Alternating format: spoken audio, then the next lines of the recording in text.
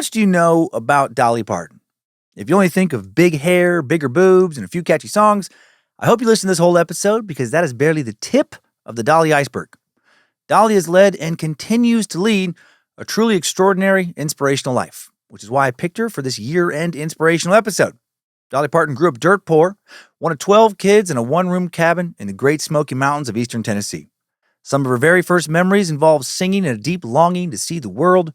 From an early age, her biggest wish was to become a country superstar and to sing her own songs for crowds of thousands. She grew up singing with her 11 siblings, often playing her guitar on the top of a woodpile for an audience of family and farm animals. And fortunately for Dolly, her dreams were not just dreams. They were reasonable goals. She had raw talent, an incredible determination to succeed, and most importantly, she believed in herself, and still does. She built a remarkable life on a foundation of Christian faith and strong moral values that gave her the courage to leave home and build a career in music. With hard work, family support, and exceptional talent, Dolly became a superstar across multiple genres. Truly a household name, as she has been for around half a century now. Her name, likeness, and music are recognized around the world. Dolly's produced 49 studio albums and counting. She's registered more #1 songs on Billboard's Hot Country Songs chart than any other female artist, according to the Guinness Book of World Records. Her songs have charted in every single decade of her career, a career that goes all the way back to the 1960s. She's earned Grammys, an Emmy, been nominated for Academy Awards and a Tony, has won several Lifetime Achievement Awards, not to mention various Hall of Fame inductions. And along the way, she's had some struggles. She's dealt with tabloid scandals and bad press, an emotional affair combined with other personal troubles that nearly led her to taking her own life. She's lost friendships, had family members take advantage of her, lost business relationships, been attacked by fans and detractors alike for taking bold public stances on divisive, polarizing issues. This week, we will learn how Dolly Parton rose to fame and became America's sweetheart.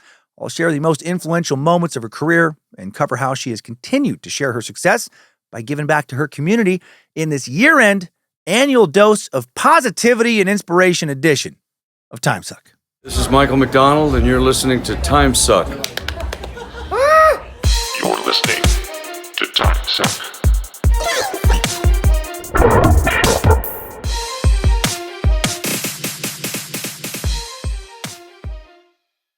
Well, happy Monday, and welcome to the Cult of the Curious for the last time in 2025. Hope you had a nice holiday. I'm Dan Cummins, the Suckmaster, 47-year-old 8th grader. Shelby Hewitt's life coach, and you are listening to Timesuck. Thank you for doing so. Hail Nimrod, hail Lucifina, praise be to good boy Bojangles, glory be to Triple M. Thanks for watching over all the shows, all year, Gods of Timesuck. And keep an eye on this last episode. Before I go full Dolly, first something Dolly would definitely approve of me doing here at this point in the episode, let's talk a little bit about charity, and then we'll get into it. What an amazing effort. On the annual Bad Magic Giving Tree this year, Meat Sacks, it was wonderful to see so many of you come together to love and support our most vulnerable community members during the holidays, and that's the kids. This holiday season, you donated an additional $15,789 in gift cards and brought our Giving Tree total spend to $33,792. We were able to support 110 kids and having a wonderful holiday season. Lindsay and her mom, St. Joan, are the ones who keep the Giving Tree running, and the Giving Tree was not very smooth this year. Behind the scenes, there was a variety of issues that we're looking into trying to figure out, fix for next year. The biggest issue we ran into was Amazon canceling all of our orders, not once but twice, locking us out of our account and reporting us as fraudsters because of all the different gift cards used to purchase so many gifts shipped to so many different addresses.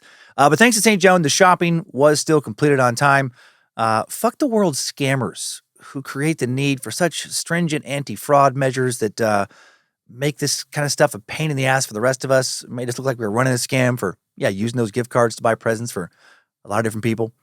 But still pulled it off.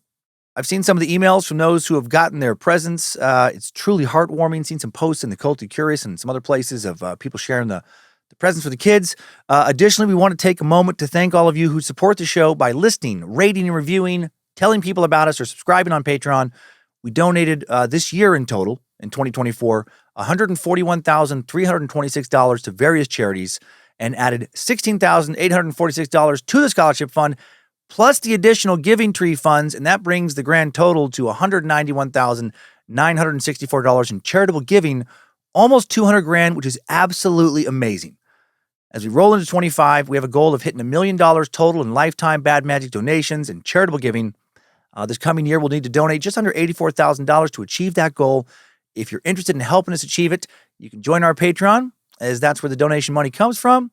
And by the way, with Patreon, the Apple Store now charging additional fees for people who sign up on Patreon, but you can easily avoid all the fees by just going to a web browser to sign up. Just sign up on a web browser, go to patreon.com instead of doing it through the iOS app. And then you can go back to the iOS app and use it just like you would as if you had made the initial subscription purchase through the app and get all the same benefits, but none of the fees. You just get that $5 a month. Again, thank you to all of the Space Lizards for the support over the years. It has been tremendous. And now, let's move on towards our topic. I picked Dolly Parton this year for a few reasons. One, because I think she's such a great example of how amazing things can come to those who work really, really hard in an area where they already have not only natural talent, but like true passion for. And moreover, I picked Dolly because I think she's a fantastic example of someone who has not let fame, none of her 5 decades of fame, change her in seemingly any bad ways. She had a great moral compass, a lot of integrity when she started her career as a kid back in the 1960s, and she never lost it. In reading a lot of articles on her over the past few days, 2 adjectives kept coming up more than any others when it came to people describing her. And it wasn't sexy, it wasn't talented, it wasn't hardworking, even though she's definitely all those things. It wasn't, business savvy, smart. She's those things as well. But no, it was kind and generous. She has long been known for being extremely kind and extremely generous. Under those famous big boobs is an even bigger heart.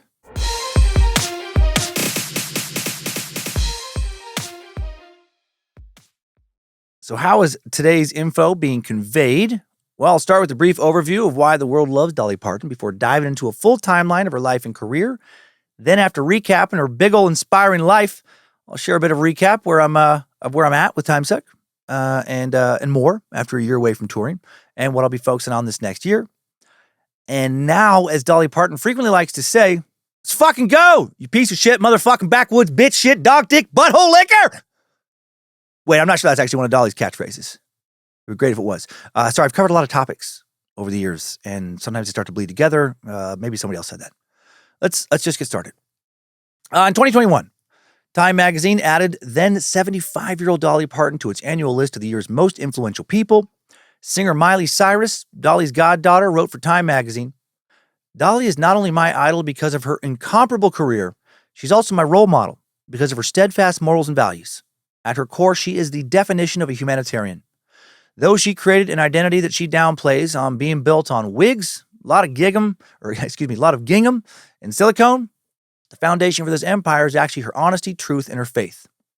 The Library of Congress also praised Dolly in their biography page about the singer, writing that Dolly's progressive lyrics and willingness to speak out about her beliefs have made her stand out in the country music industry.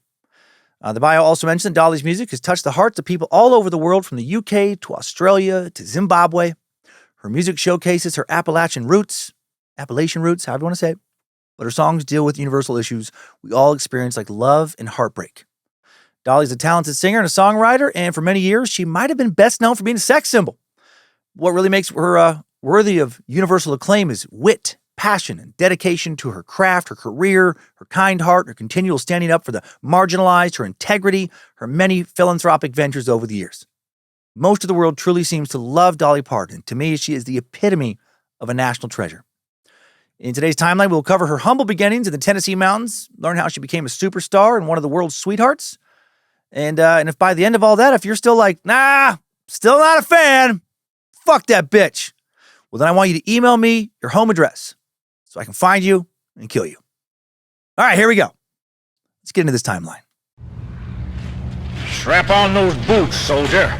We're marching down a Timesuck timeline.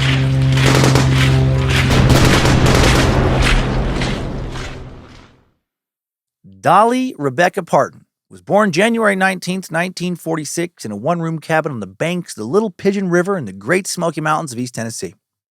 Most sources say the cabin was located in the little 454 burg of Pittman Center. It would be the coldest day of that winter, and snow was falling when she fought like a fucking terror to make it past the final boss in the video game of her birth, her mama's ferocious vagina. Dolly's mother's vagina, known as the Smoky Mountains Bearcat, had a reputation for being a so-called baby eater, and it had already taken the lives of Dolly's previous 3 siblings. Mama Parton's Bearcat was always hungry, always playing for blood, and it badly wanted young Dolly's blood that cold Tennessee day and was willing to do damn near anything to get it. The Bearcat could snap its labia shut with the power of a vice grip. It could generate enough force to pop a baby's head clean off. The Bearcat's vaginal opening was said to be able to sprout fangs at will, able to bite into a baby, prevent it from ever leaving the womb alive. But Dolly, no ordinary baby. She'd been preparing for her exit for months. She taught herself how to box. And by the time she was due, she could throw one hell of a left hook and a right cross, and she punched the ever-loving fuck out of that pussy. She truly beat it into submission. Beat it until it whimpered and begged for mercy. Punched that pussy so hard, she's the only baby in history to have been documented to literally just walk on out of her mama's birth canal. That Bearcat beaver never even dilated. It was wide open enough for her to walk out because it was literally screaming in terror. And that bullshit probably went on a little bit longer than it should have. And if you believed any of that, I want you to get your head checked out. We're all worried about you. There's a good chance a tumor in your brain is growing. It actually would be the coldest day of that winter, though, and snow really was falling when Dolly was born. Dolly's mother, Abby Lee Parton, was having a difficult labor, so her father, Robert Lee Parton, sent for the local doctor, a missionary preaching in the area named Robert F. Thomas. I was hoping for another Lee there. But Dr. Thomas helped Dolly arrive safe and sound. He bested that ferocious Bearcat, and Dolly was a healthy new addition to her family. Her parents couldn't afford to pay Dr. Thomas with cash. They didn't have any, so they gave him a sack of cornmeal as payment. And that is how you know you are definitely fucking super poor, when you have to pay for a baby with cornmeal. Dolly wrote in her 1994 autobiography, My Life and Other Unfinished Business, the main source for this timeline, being born poor is something I am neither proud nor ashamed of. I have found that poverty is something you don't really realize while you're in it, at least not if you're a kid with a head full of dreams and a house full of a loving family. I love that. Yeah, being poor doesn't mean you can't be happy. Plenty of miserable rich people, plenty of happy poor people. Being poor doesn't mean you can't be surrounded by love. Dolly's father, Robert Lee Parton, was 24 when she was born. He had been born on March 22nd, 1921 in Sevierville, Tennessee, literally just a few miles down the road from Pittman Center. Her mother, Abby Lee Owens, just 22 when Dolly beat her Bearcat, born on October 5th, 1923 in Lockhart, South Carolina. And Abby Lee and Robert Lee, pretty funny that both her parents had the middle name of Lee, got married in 1939 when Abby was 15 and Lee was 17. He would just go by Lee for most of his life. The couple would end up having 12 children by the time Abby Lee turned 35, and that is fucking wild. She really did have a ferocious Bearcat down there between her legs. Robert Lee, again, just went by Lee, passed away in 2000, and Abby Lee passed 3 years later in 2003. They were married over 60 years together and were able to watch Dolly and several other of their children build pretty successful careers. Dolly was the 4th child in the family. Her siblings were and would remain an important part of her life.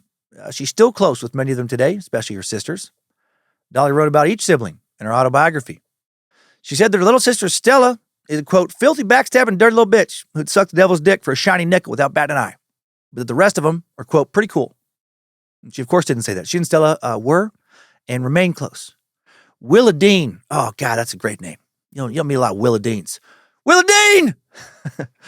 What is somebody born with the name of Willa Dean destined to do? I feel like if you're Willa Dean, probably not neurosurgeon. I'm just gonna say that there's no neurosurgeons named Willa Dean, but probably some people who, I don't know, can give you some good, like, folksy advice. I just don't know what to do, Willa Dean. Well, you just gotta get the kid out of the kennel and walk on down to the brook and bop a robin on his noggin, and then the sun will come out tomorrow. I don't know, some kind of weird shit. Anyway, I was babbling. Willa Dean, the oldest Parton child. Born on March 24th, 1940, Dolly wrote about her sister. Within my immediate family, my sister Willa Dean is a wonderful poet. Willa Dean writes some of the sweetest, purest things I've ever read. Okay, yeah, poet would be good for Willa Dean. Our big brother David Parton, born in 1942. David reminds Dolly of their father. She wrote, he's a very quiet, intelligent man. He joined in on our sing-alongs, but of all the boys, he is the least interested in music. David is great with numbers and organization. Coy Denver was born in 1943. According to Dolly, Denver and I have a very unusual but special relationship. We're lovers. No, we were very close in age when we were growing up. We were a troublesome pair, but I believe that's what has made us even closer now that we're adults. Denver probably has the best voice of all the boys, but he's just too shy to play his guitar or sing in front of anybody, even family. Robert Jr. was born in 1948. Bobby, Dolly said, or Bobbert, if you prefer. Not that interested in music, but he's one of the most creative members of the family. He's a talented developer, contractor, and builder. Stella? Dirty, dirty fucking hillbilly backstabbing Stella Parton. Born May 4th, 1949, Stella's an accomplished businesswoman with a lot of talent. Dolly wrote, "She's one of the hardest working women I've ever met. Stella has always been helpful to me. She is also a wonderful songwriter." Stella is another country singer who has released 22 studio albums to date and has had 28 charting country and gospel singles. So pretty impressive in her own right. Cassie Parton was born February 12th, 1951, and according to Dolly, Cassie is the only one of us girls who is not at all interested in writing, singing, or performing. She has never even liked singing in church. Cassie has a great sense of humor that I take to the bone. We've always been very close. She's more like a daughter than a sister, and I feel like the fairy grandmother to her kids. There's Randy Parton, born December 15th, 1953. Went on to become an established publisher and has earned various awards for his work. He recently died of cancer January 21st, 2021 at the age of 67. After Randy were the twins, Floyd and Frida. Born June 1st, 1957. Dolly considered Floyd to be one of the greatest writers and singers she knew. He wrote a ballad she sang with Ricky Van Shelton, Rockin' Years, that was nominated for Best Country Vocal Performance for their performance of the song at the 34th Grammy Awards. He passed away December 6, 2018 of an unspecified illness. And Dolly wrote about her sister Frida, "You will never meet anyone so gifted in your life. I marvel at the songs she writes. They are filled with fire and passion. My writing pales in comparison to hers." Frida's actually mostly worked in hip-hop randomly. She's penned a lot of tracks for groups like, mostly like in the 90s. Too Short, Two Live Crew, Eazy-E. Some of her best-known, most critically acclaimed songs are Blowjob Betty, Cocktails, Me So Horny, We Want Some Pussy, Real Motherfucking G's, and Nuts on Your Chin. That's not true, of course, but those are all real names of real songs by Too Short, Two Live Crew, and Eazy-E. The final sibling, Rachel, was born August 31st, 1959. Dolly wrote, "You've never seen such beauty and sweetness and warmth. Hers is an angelic voice too beautiful to believe, and her lyrics are true poetry. Rachel loves everybody, and everybody loves Rachel." The Parton kids, as I mentioned, never had much money growing up, but Dolly grew up in a loving household. She wrote in her autobiography, "My mom and daddy always gave us everything they could, and all of us kids knew and appreciated that, although it was never spoken. There's a funny thing about mountain folks. There's an awful lot that is never said out loud. I can remember very few times when one member of my family said the words 'I love you' to another one. That doesn't mean it wasn't communicated. Like with the majority of siblings, there was plenty of fighting and mischief in the Parton house. Dolly wrote that she had a real mean streak as a kid, which usually meant tormenting both of her siblings and the chickens. Not like both as in two siblings, but like her siblings and chickens, she said. She didn't say what she did to those chickens. Did she maybe twist the heads off little baby chicks? She might have. Right? You know, she never said she did that, but she never said she didn't. How dark did Dolly get? Her parents often had to discipline their kids, according to Dolly.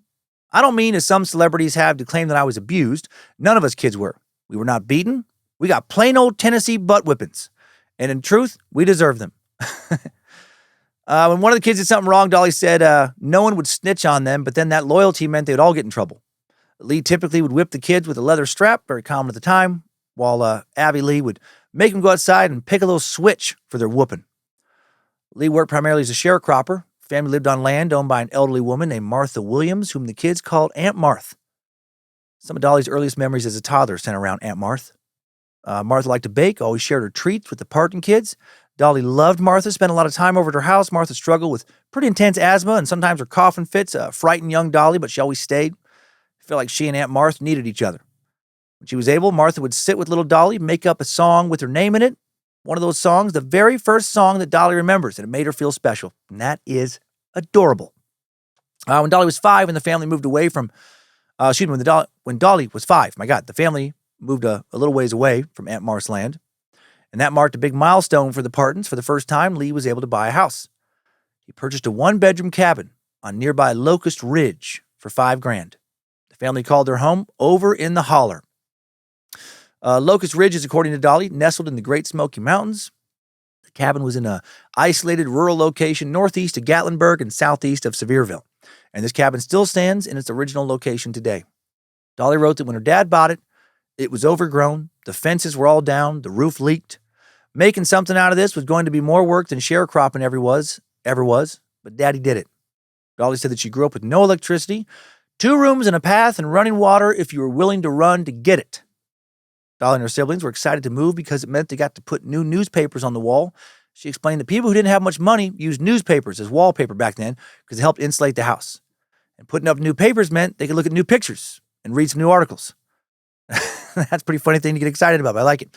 Growing up poor fostered creativity. The kids had very few store-bought toys, so they played together, made up their own games. When he had time, Lee made wooden toys, and Abby Lee made corncob dolls for the girls. How cute is that? Corncob dolls. I had to look up pictures of corncob dolls, and they are exactly what I was picturing. Literally just corncobs dressed in doll clothes. Some have like little plastic eyes stuck on them and stuff, little wigs, that sort of thing. Dolly named her first corncob doll Big Tits. No, Tiny Tassel Top. That'd be pretty funny, though. If a little girl, Mama, can I play with Big Tits? I'm sorry, what? No, Tiny Tassel Top was her little corncob doll. And the first song she ever wrote was about this doll, and it went like this. I don't know the melody, but she had the words written down in her book. Little tiny tassel top, I love you an awful lot. Corn silk hair and big brown eyes, how you make me smile. Little tiny tassel top, you're the only friend that I've got. Hope you'll never go away, I want you to stay. And those lyrics made me laugh so hard when I first read them because it reminded me of my daughter Monroe when she was a little girl, like 3, 4, 5. Also of my sister Donna when she was that age. They just make up songs, you know, just like sometimes like sad songs about like, you know, you're the only friend I've got, little tassel top. Dolly probably wrote that after getting in a fight with her sisters or something. Monroe used to kill me when she would make up songs because she would talk so much shit in song form and just blatantly complain about something you had done in front of you, but think that she wouldn't get in trouble because it was a song. I'm in trouble for him, my brother, but I didn't do it. And my dad's big at me, cause I'm in trouble, but I didn't do it. Cause he is stupid for thinking I did it. Papa Dog hit my brother, but I was not just doing it. I held it, but that is all. But my dad doesn't care, cause he's big and stupid and mean. I mean, that's not probably exactly what she said, but I mean, it was that kind of thing. She would just insult you. And you're like, Monroe. She's like, no, I just sing a song. What? What about you? Get out of here. Earliest bad memory Dolly had of growing up was of chasing after a butterfly one day near the family cabin. She chased it so far before she knew it. She was totally lost in the woods. At first, she wasn't worried. She walked in circles trying to find something she recognized, and that went on for hours. She got further and further from the cabin. Then terror set in. Once it got dark, she had no idea still where she was. Like little Dolly cried, shouted for help, but she was too far from home to be heard. She ended up collapsing to the ground in a small clearing and bawling her eyes out. Man, being lost as a little kid is such a terrifying feeling. I had a few moments in the woods as a kid when I thought I was lost, and it's crazy how quickly a feeling of just pure and total panic sets in. And you think that no one's ever going to find you, and you're going to die alone in the woods or, you know, wherever you happen to be. Eventually, Dolly heard a cowbell in the distance. It was the family milk cow, Bessie, who was approaching the house for feeding time. And as the cow passed by, Dolly grabbed onto her leather collar and hung on, rode her all the way home.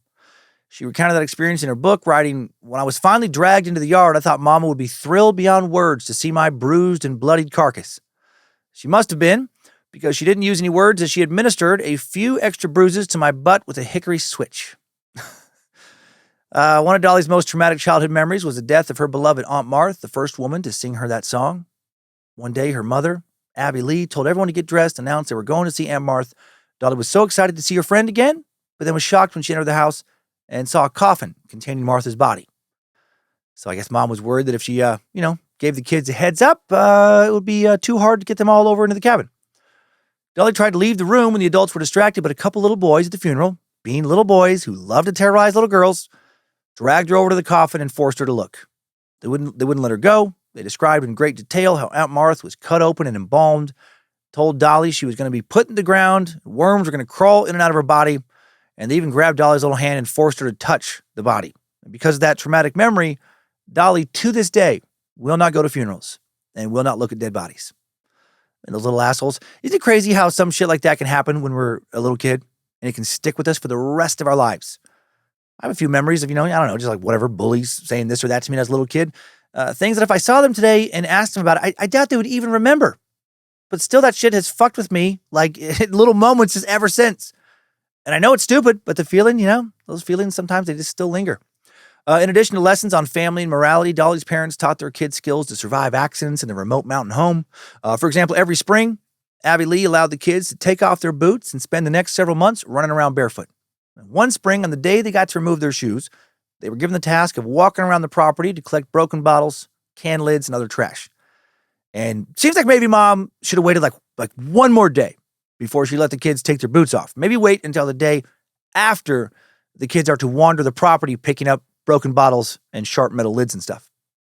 While out collecting trash, Dolly spotted a piece of broken glass on the other side of the fence. She climbed over, she jumped down, and she landed on a sharp, jagged piece of metal that was half buried in the dirt, and her foot was cut so bad that a few of her toes were almost severed, almost cut clean off. Several family members would have to hold her down a little while later while her mom packed the wound with kerosene and cornmeal to stop the bleeding. And then her mom sewed her toes back together with no pain relief. My God, that must have hurt something fierce. Abby Lee's treatment worked. Dolly kept the full use of her foot, didn't lose any toes. Also never really enjoyed outdoor labor after that and would do anything she could to get out of field work. Yeah, I don't blame her. Sometimes she would fake an illness. She once saw her older sister get a nosebleed, and then she got to stay inside doing housework because of that. So Dolly decided she'd do the same, thinking that if she could write, sing some songs, once she was free from her chores. So she went behind a tree and just bopped herself in the nose several times, but couldn't make it bleed. So now she still had to do her chores, but just with a red, hurting nose that was throbbing. Dolly was an exceptionally curious kid. She longed to see and explore the world outside her mountain community. She wrote, "I can remember always having a desperate need to bring something fine or beautiful, or at least different, into my life. In an effort to bring beauty to her everyday life, she once stole a pack of crayons from school, hid them in a hollow tree trunk to come back later, grab them, and do some drawings. But a classmate saw her, and the classmate was a rat, ratted her out to the teacher. Dolly's teacher at the time was an intimidating man who often told the students, 'You be good to me and I'll be good to you.' She thought she was going to get the strap once she found out, back when teachers could beat the shit out of kids.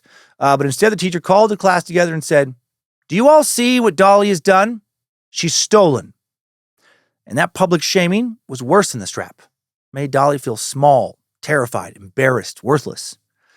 That experience left her with negative feelings about school that never fully went away. She got a little older. Dolly noticed that boys were interested in her. Of course they were. She was a super cute little kid, grew up into a beautiful woman. First time she noticed a boy's interest was at a local pie supper. It was an event where each girl would bring a pie, and then boys would bid to sit with the girl who made the pie so they could eat it together. And that is cute and weird. I would have loved that as a kid, actually. I loved pies and girls, but I was so shy around girls. I would have loved to have a girl, have to sit and eat a pie with me. I also probably would have disgusted her, just eating like a fucking dirty animal. Oh, I'm just so good.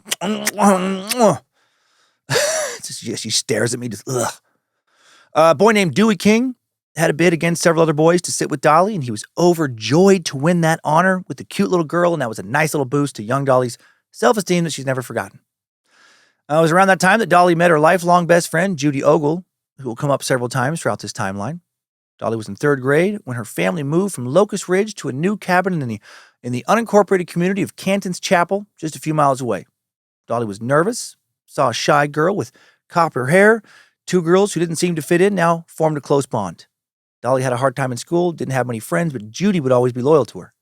And Dolly later described young Judy as being even more shy than herself, adding, "She was an absolutely withdrawn little girl with ragged clothes, chapped lips, and skinned knees, with a piece of a rubber band taken from an old pair of underwear, what we used to call bloomer rubber, in her hair." Man, that is quite the visual. She's like a fucking Charlie Brown character. Back at home, Abby Lee continued dedicating her life to raising Dolly and her siblings. She worked from sunrise to sunset to take care of her family despite some ongoing health issues. Sometimes Abby Lee and her husband fought, and he'd disappear for days at a time, leaving her alone with the kids. Despite challenges like that, Abby Lee always able to notice when one of her kids needed a little extra attention. One way she'd make the kids feel special was by making some stone soup. Each kid picked out a stone, as in a rock, and Abby Lee would choose one to add to the soup. She always picked the stone chosen by the kid who was feeling the most down. Dolly wrote, "I can remember the feeling of having my stone picked to go in the soup. It's a warm feeling, a sense of being needed, and of knowing, or at least believing, that you have had a hand in feeding your whole family for a day." Man, stone soup. Talk about poor people's food. What kind of soup we having today? Stone soup. Just try not to eat the rock. It'll bust the shit out of your teeth. And stone soup is a real thing. You literally boil a big rock in water. I feel like I might have talked about this before a long time ago. It sounds familiar. But you literally boil a rock in water, and then you add whatever vegetables and or meat and spices, you happen to have. The thought was that you would get some additional healthy minerals from the stone, and it would add some kind of flavor. Maybe, I guess. I don't know. I don't think I'm going to try it anytime soon. I don't know. I would eat some stone soup, actually. I would try some stone soup broth. One fall, Abby Lee tried again to make Dolly feel special by making her a patchwork coat. She chose bright and colorful scraps of fabric that matched Dolly's personality. While she worked, she told Dolly the biblical story of Joseph and his coat of many colors, and she said the coat was a sign from God that he was loved and special, and that Dolly should feel the same way about her coat. And once it was finished, Dolly loved her coat. She was so excited to wear it to school, show it off to the other kids, and then to her surprise, her classmates fucking hated it. Made fun of her ruthlessly, calling her homemade coat, quote, a bunch of rags. Dolly cried. Right? Kids are such dicks. And I say that as a kid who 100% would have mocked her for that coat. Dolly was determined to wear her coat with pride, though. And this coat went on to inspire her to write her famous song, Coat of Many Colors. And here's a little snippet of that song from a 1983 Dolly Parton concert in London. My coat of many colors that my mama made for me, made only from rags, but I wore it so proudly. Although we had no money, I was rich as I could be, in my coat of many colors mama made for me. She has such a beautiful voice and is such an incredible songwriter. She's playing the guitar there as she sings as well. So I had to give her some extra points for. While she would later romanticize it, sometimes growing up, Dolly was ashamed of being poor. One day in a high school health class, the teacher asked each student to share what they had for breakfast. The other kids described these big spreads of like eggs and sausage and bacon and fresh orange juice. And Dolly hated that they had, Dolly hated that she ate biscuits and gravy in the morning. I fucking love biscuits and gravy. Literally my favorite breakfast of all time. Ate it so much growing up. First meal I ever learned how to cook. But I get it. I guess it's poor people's food. When it was Dolly's turn to answer, she lied. She didn't want to say biscuits and gravy. She said they ate eggs, waffles, fresh OJ, sausage, some cornflakes. Well, her brother Denver was in this class with her, and he witnessed this lie, and Dolly was worried he was going to reveal the truth, but he didn't. Not in class, at least. These two siblings fought often, and on the way home, Denver beat Dolly's ass. Then he ratted on her. He told on her to her parents, which meant she was punished a second time for lying. Got her butt whooped again. Another year around Christmas time, the school put all the students' names into a box for a drawing where each student would be assigned to get a gift for one another. Lee told his kids not to participate, but Dolly disobeyed. She was ashamed to not do that, so she put her name in. She didn't want to feel left out. She wrote, it was a traumatic thing, though. Even if I could explain away not being able to buy someone a gift, or worse yet, give the person a really cheap or homemade gift, there were always the possibility that somebody would give me something really nice. This made me feel terrible, guilty, poor, and terrible. The worst thing about poverty is not the actual living of it, but the shame of it. And that is so insightful, actually. The worst thing about poverty is not the actual living of it, but the shame of it. I never thought of it that way, but that makes so much sense. Right? I never cared about being poor when I was a kid until I decided to go try to live with my dad in Las Vegas, my freshman year of high school. Before that, all the other kids I went to school with in Riggins, they're all poor. So no one noticed or cared. You didn't even think about it because nobody felt different for not having much, at least not that I remember. And when I visited my dad in Vegas, we lived in a huge apartment complex where basically everybody else there was poor. So I didn't feel left out there either. Didn't feel less than. But then when I started school, a bunch of the kids at the high school I went with, Bonanza, very wealthy. Or at least, I don't know, maybe wealthy to me at that point was like middle class or upper middle class, but they seemed wealthy to me. They lived in these gated communities around the apartments. They drove these fancy cars. Some of the kids had like Beamers and stuff.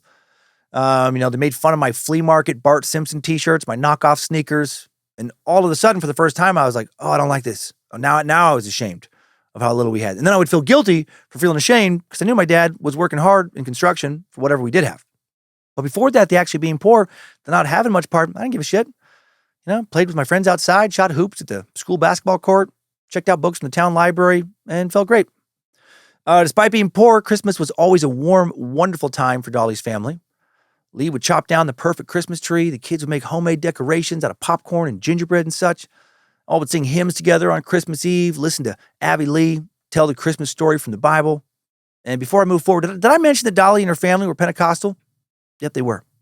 And the one knock I have about Dolly as far as her music career, I'm just kind of bummed that she's never mixed a little bit of tongues into one of her songs. Little nod to her faith. It would be a nice, respectful gesture, right? Little nod to her roots, and it would sound so good. You know, it might sound something like this. Oh, maybe my favorite song of hers, 9 to 5, so catchy. Sounds great on its own. Right, let her sing a little bit just on her own. Tumble out of bed and I stumble to the kitchen, pour myself a cup of ambition and yawn and stretch and try to come to life. Now check this out, how much nicer it is. Oh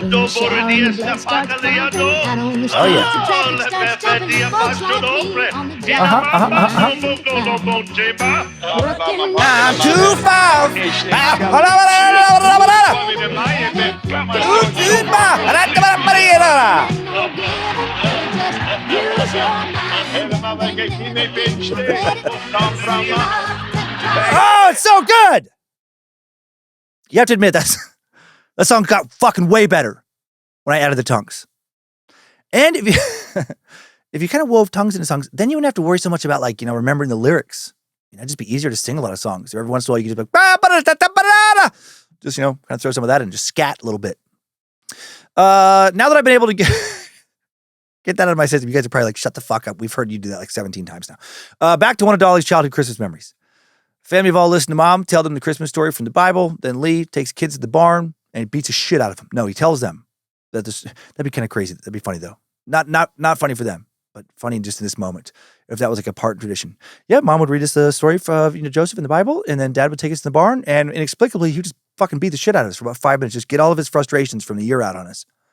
No, Lee would take the kids out to the barn and tell them at the stroke of midnight, all of the farm animals were going to kneel to honor Jesus. And then the kids would never see that because they would always fall asleep before midnight. And then Dad was able to tell them next morning, man, you should have stayed up. It's pretty crazy, all the cows and the chickens and everything kneeling down. Christmas morning, each kid would have their own stocking. Dolly wrote, "This was the one day, the 1 hour of the year when we experienced plenty. A Christmas stocking is a marvelous thing. You leave an empty, limp sock hanging there at night and then wake up to find it fat with promise, nearly bursting at the seams with rare and precious goodies. Here was a lesson in hope, faith, and fulfillment you could actually hold in your hands." And that is beautiful. Dolly's parents saved up for months to buy each kid a store-bought gift for their stockings. The boys usually got fireworks. Girls would get plastic dolls, big upgrade from the corn cob with dresses. Abby Lee always gave her husband a box of chocolate-covered cherries and a package of handkerchiefs. Dolly's most memorable Christmas was the year her dad saved up to buy her mom a big gift, a ring. Lee gathered the kids together, told them they wouldn't be getting their usual gifts because all the money went towards this ring. But at least one kid was like, "Oh, fuck, this fucking bullshit." But he reassured them if one of them could find where he hid the ring, they'd win a gift. One of the kids did find the ring, presented it to Abby Lee, and the one gift turned out to be a box of chocolates that everybody got to enjoy together. Adorable. Soon, Dolly graduated away from dolls. As they got older, Dolly and her sisters wanted to wear makeup because they thought it would make them look more feminine and glamorous like the models and movie stars they'd read about in the papers and in magazines. Dolly wrote in her book, "Womanhood was a difficult thing to get a grip on in those hills, unless you were a man. My sisters and I used to cling desperately to anything halfway feminine. For a long time, I was a tomboy. But once I got a better idea of what it meant to be a woman, I wanted it with everything in me." When Dolly's aunts came to visit from out of town, the girls would marvel at the makeup they would carry in their purses, but they weren't allowed to wear it per their father's rules. With her make-do mindset, Dolly set out to create her own makeup, though, out of what she had at home. Wear that. She used merthiolate, a mercury-containing preservative that was used to kill germs, as her lipstick, and that sounds dangerous. Gave her lips an orange tint, probably a tiny bit of cancer. She used flour to face powder to hide her freckles, and Dolly would light matches and then lick the blackened tips to use as eyeliner and mascara. And then she would finally use berry juice for blush and lip stain. That's some serious country ingenuity. Dolly wrote that she didn't consider herself a natural beauty, which is crazy because she definitely is. And sometimes she wondered if she was even her parents' child. She always felt different from her siblings and her parents, explaining a person might think that a kid growing up with that many others would never be lonely, but I often was. To combat her loneliness, Dolly would often think about guardian angels that she believed were always watching over her, a type of invisible friend, I guess. With so many children, Dolly's mother, Abby Lee, created a buddy system to ensure each had proper supervision. She assigned the older kids a younger buddy. When Abby Lee announced she was pregnant again in 1955 when Dolly was 9, she told Dolly the new baby was going to be hers to help care for. And Dolly was fucking pumped. She was eager to have a little baby buddy, little buddy baby to help care for her. Look forward to the birth of her new sibling. It'd be a very difficult pregnancy, like real difficult. Abby Lee contracted spinal meningitis, actually fell into a coma at one point during the pregnancy. Then even worse, the doctor told the family she was going to die. They all gathered together, prayed through the night. Incredibly, Abby Lee did regain consciousness in the morning. She had lost hearing in one ear, but was otherwise all right. The doctor, who was also a minister, declared it a miracle, and in Dolly's autobiography, she wrote that her mother's case was later referenced in medical books. Abby Lee told the family that when she nearly died that night, she saw herself walking through a tunnel with a white light at the end, but then she heard her children calling her back and she woke up. And then for the rest of Dolly's childhood, whenever the other kids or Dolly would act up, her mom would frequently tell her children that she should have went towards the light, that she regretted not going towards the light. She would talk about how she was pissed, that she was stuck down on earth with a bunch of fucking dirty, shitty, backwoods hillbilly brats who took all her money and time, destroyed her vagina, destroyed her sanity. And she could have been up in heaven, listening to some harp rock with JC and his bulging biceps and washboard abs. Of course, she didn't do that. She might have thought about it, though, from time to time. If I had 12 kids during the thick of raising them, I would be fantasizing about abandoning my family, probably on a daily basis. According to Dolly, her mom was a very spiritual woman, had visions that were highly accurate. For example, one night she woke her husband up, told him their son Denver had been in a car accident. She even knew exactly where he was, and they did find him injured at the scene of the accident where she thought he would be. Denver had broken his neck, wouldn't have survived the night if he hadn't been found. So that's pretty spooky, actually. Something science can't explain was going on there, it seems. Abby Lee also told her husband, sadly, that the baby she was carrying, the baby that Dolly was supposed to help look out for, would not live. And then Abby Lee went into labor July 4th, 1955. Larry Parton, born July 5th. Tragically, baby Larry would die just 4 days later. And Dolly was heartbroken and angry at God. She questioned why everything that was hers had to die.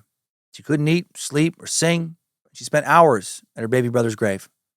But when she looked at a picture of Larry in his coffin, she realized he was no longer there. She said, quote, "I came to think of his spirit as something apart from his body, something not bound to that grave that I kept mourning over, but set free to live a perfect existence in heaven. In my childlike way, I came to understand that death is only frightening to those of us left behind. I made peace with that idea and with God, and I went on with my life." And Dolly still identifies as Christian and a believer in the spiritual realm to this day. In 1956 now, at the age of 10, Dolly had her first experience with performing for people outside of her family. She was always performing for her family and dreaming up big plans to be a big star. Dolly wrote, "Since I've been able to form words, I've been able to rhyme them. I could catch on to anything that had a rhythm and make a song to go with it. My sisters were musically abused. That is the only way I can think of how to describe what I put them through in my constant search for musical satisfaction." I like that, musically abused. A lot of you have been musically abused on the show. Dolly thought the path to stardom would be to form a... This is such a little kid idea. She thought that the path to stardom would be to form a pig Latin singing group with her sisters Stella and Cassie, which obviously did not work out for them. Hard to pen a catchy pig Latin jingle. That's a tough market to crack, the pig Latin music business. Dolly continued dreaming, singing, and practicing her mandolin. Her family members noticed her skill, dedication to improvement. Dolly's uncle Lewis was the one who went to teach her how to play an old guitar. She'd sit up on a woodpile at home, singing and playing the guitar for her siblings and farm animals.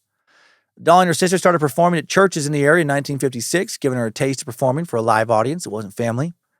Dolly primarily credits her grandfather, Jake Owens, for both her love of music and of God.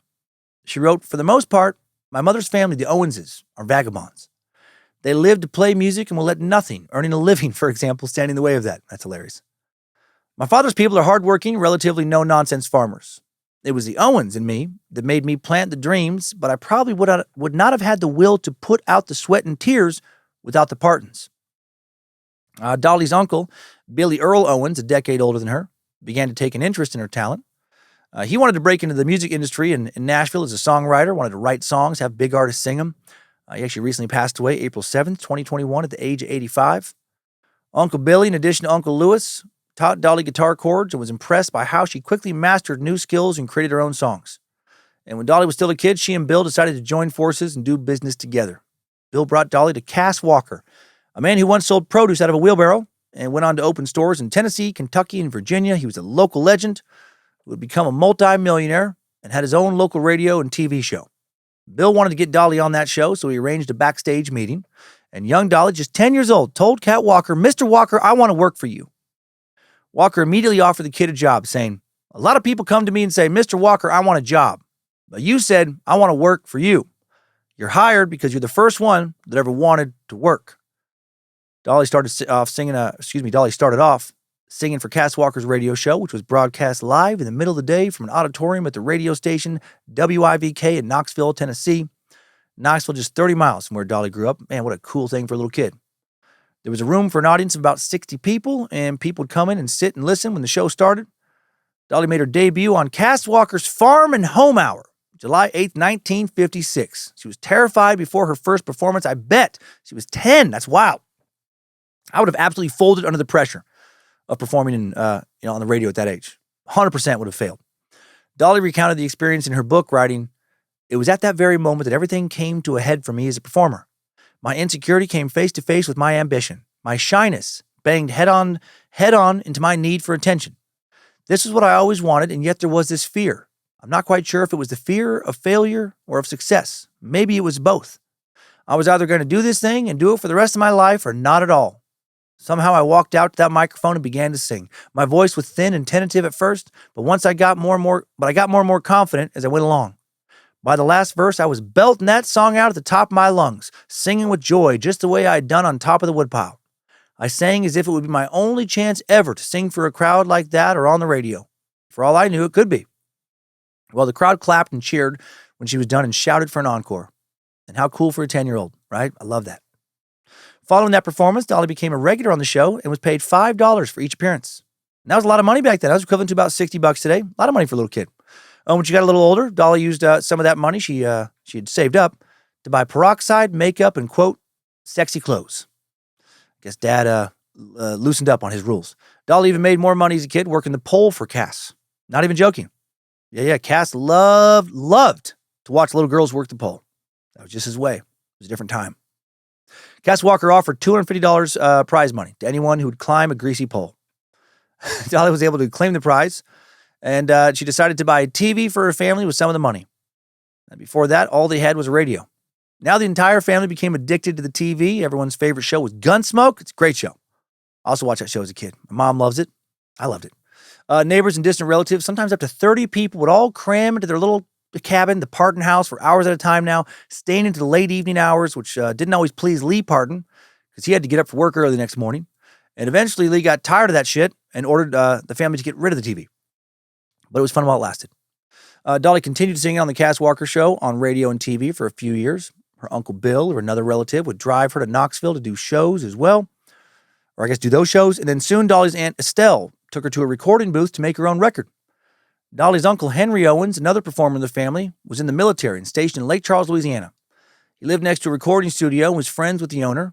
Dolly's Uncle Bill arranged for her to come to that studio and record her first real record. The problem was it was a few states away, and Dolly was only 12 years old, and she needed someone to come with her, so her grandma Rena made the big trip. After initially getting confused and missing their bus during a bathroom break, Grandma and Dolly finally arrived in Lake Charles some 30 hours later. This is so cute. Our recording studio was called Gold Band Records, owned by a man named Ed Schuler. And Dolly's first record featured the songs Puppy Love, which she wrote which she wrote with her Uncle Bill. That's pretty creepy. She wrote it about her Uncle Bill. And Girl Left Alone, written by her Uncle Bill and Aunt Dorothy Joe. And it's pretty funny hearing the song today. She sounds so different than the Dolly we are used to hearing. I mean, of course she does. She was 12. This is a little snippet of young 12-year-old Dolly Parton singing Puppy Love.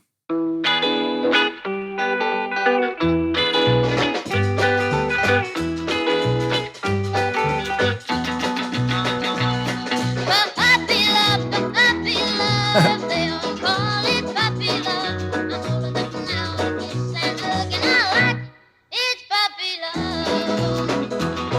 love. Got some confidence. Got some confidence, that little kid. During this trip, Dolly met Ed Schuler's son, Johnny, who she described as a dark-eyed Cajun boy. And she said this little boy was her first real love. By the end of the trip, Dolly felt like a woman of the world.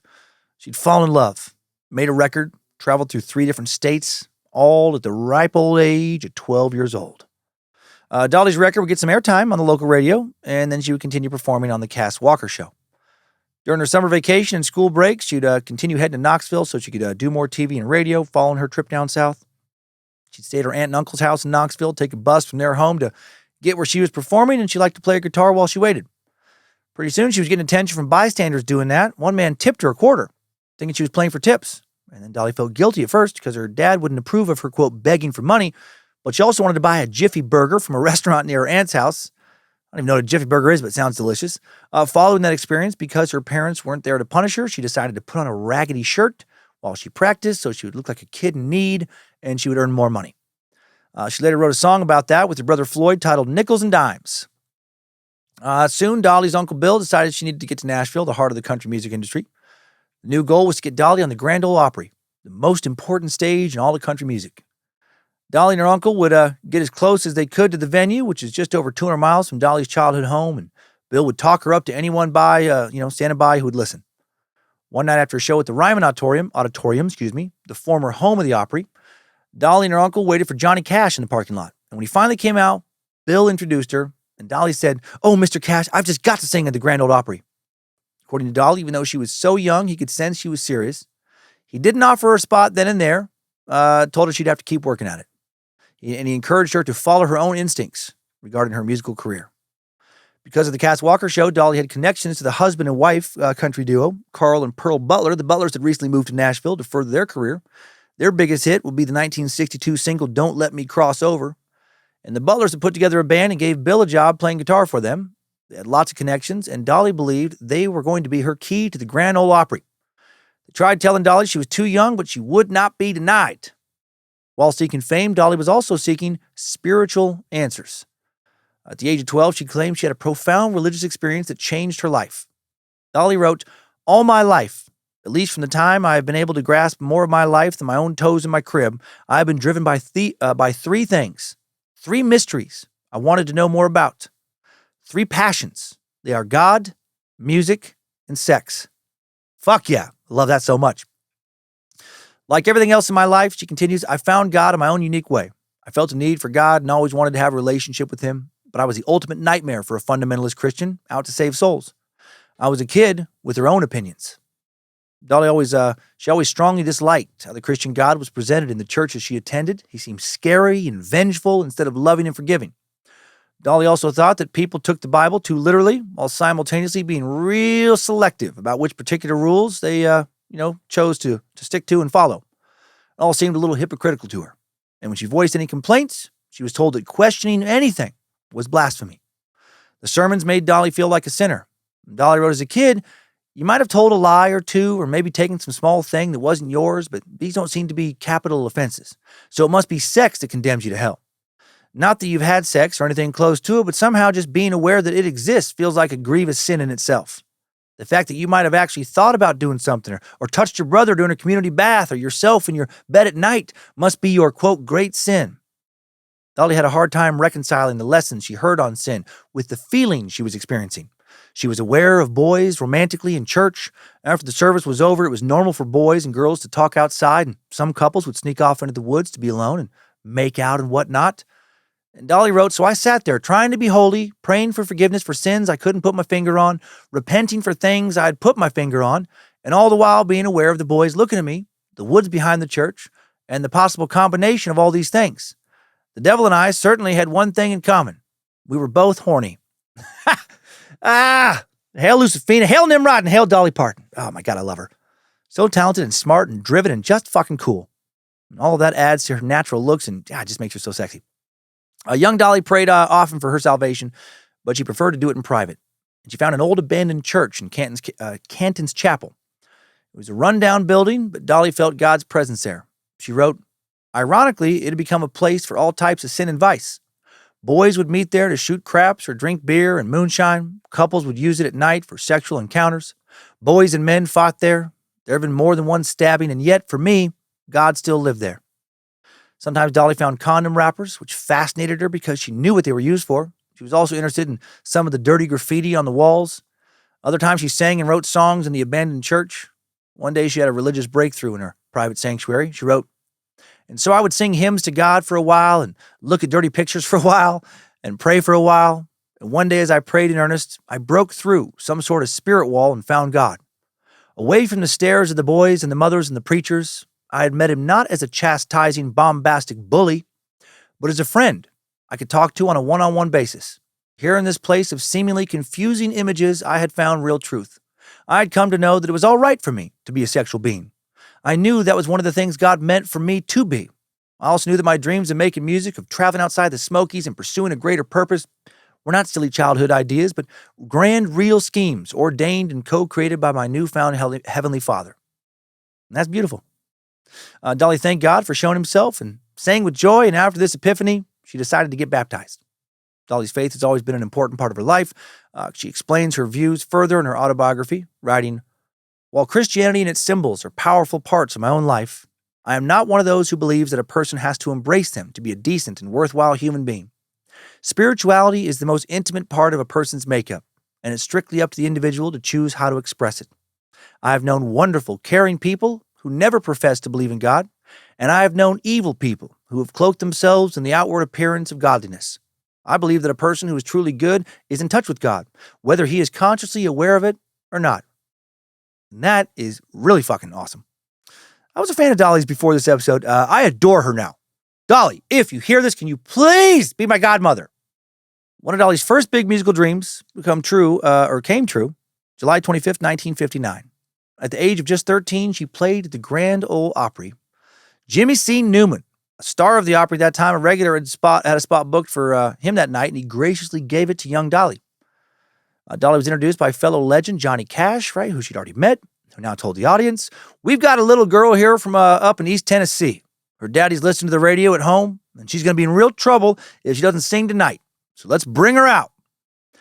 Dolly wrote about her first big performance later, saying, "As I heard the band play my introduction, I lifted my head and looked up toward the lights. I smiled at the people in the balcony and then let her rip. I sang the way I had that day in the old chapel. I sang for God and Mama and Daddy. I sang for everybody who had ever believed in me. Somehow I believed in me. I guess it showed in my voice." Man, first time I read that, it hit me right in the feels. Got my allergies all worked up. I don't even totally understand why. Dolly sang "You Gotta Be My Baby" by George Jones and received not one, not two, but 3 encores. A fucking incredible moment in her life. Unfortunately, there's no video of this moment. She continued in her autobiography, "I was stunned by the way the crowd reacted. I don't think I'd ever seen 2,000 people in one place before. I know I had never heard a crowd cheer and shout and clap that way, and they were doing it all for me." After this performance, Dolly and her Uncle Bill fully dedicated themselves to growing her career. They spent countless nights, and his as well. I mean, he wants to be the songwriter. They spent countless nights in Bill's beat-up car outside clubs, record companies, and promoters' offices. Dolly's Uncle Bill helped make her a star. Whatever Uncle Bill was or wasn't, there was no doubt he believed in me, or at least that something could be made of or from me. He was always on the case. He would knock on doors wearing his best smile and sell me as if I were a vacuum cleaner. He would approach people with sparkly boots getting out of Cadillacs and talk me up in every possible way. And if you're wondering, what Uncle Bill is getting out of this, aspiring songwriter. He was not just I feel like he can come across as like maybe a creepy uncle here, like some predatory uncle, but no, it seemed like he was a good dude. And he'll actually go on to have an incredible songwriting career. He will pen or help write, fully write or help write over 800 songs. He'll write a ton of songs for Dolly, but also a bunch for a lot of other artists. Bill was able to convince several people to give Dolly an audition or take a tape of their songs. And one day, Bill set his mind on seeing Buddy Killen, the owner of Tree Publishing, a major country publisher based in Nashville, now part of Sony. Dolly and Bill were told that Mr. Killen was busy, so they waited until 6 p.m. that day to talk to him. Dolly then sang for Killen, and he was impressed. So impressed, she and Uncle Bill signed a deal as songwriters, and Dolly got the opportunity to do a demo recording session for Mercury Records. Huge, huge deal. Dolly's record featured the song "It May Not Kill Me, But It's Sure Gonna Hurt." The other side of the record was a song she wrote with Bill and another uncle titled "I Wasted My Tears When I Cried Over You." Unfortunately, the association with Mercury and Tree does not last long. Dolly didn't receive enough of a response to the early songs for them to pursue future recordings. And Dolly's family now thought it might be best for her to come back home and finish school. And she could have easily given up all her dreams of country music right there, and we would never know her name today. Dolly did come back. She did try to go back to school, but now the other kids, especially other girls outside of Judy Ogle, who was still her loyal best friend, well, now they really resent her because she was trying to make a name for herself. Dolly had to deal with cruel rumors and name-calling. One rumor was that Dolly had been raped by a whole group of men in Nashville, and she was devastated and angry because if that were true, she was being looked down upon with scorn for being a fucking victim of a serious crime. After that rumor, Dolly left school, told her mom she was never going back. And then Abby Lee told her she could quit if she really wanted to, but that would just make everyone think that the story was true. So Dolly decided she would go back and finish school, and the gossip continued. A new rumor was that Dolly was pregnant by a man named Curly Dan Bailey, who had worked with her on the Cass Walker show. Other rumors were that she must have slept with this guy or that guy to get this or that opportunity. You know, you get the idea. Jealous girls in her class were shredding her, boys eager to please those jealous girls, or boys rejected by Dolly, all too happy to help spread the rumors. In June of 1964 now, Dolly graduates high school, and she will say goodbye to those petty small-town fucking losers spreading those rumors forever. She would finally have the freedom she longed for. Dolly wrote that her graduation was almost a non-event for her. Her mother, Abby Lee, and some of Dolly's siblings attended the ceremony, but not her dad.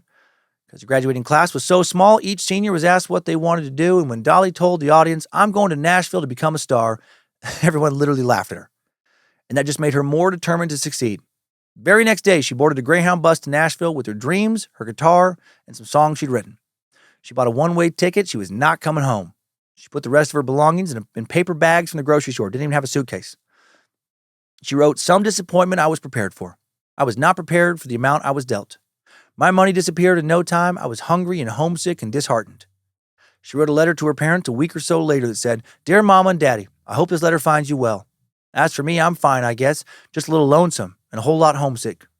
I got here okay, and I thought I'd write to let you know that because I knew you'd be worried about me. I didn't realize how much I loved you and them noisy kids until I left.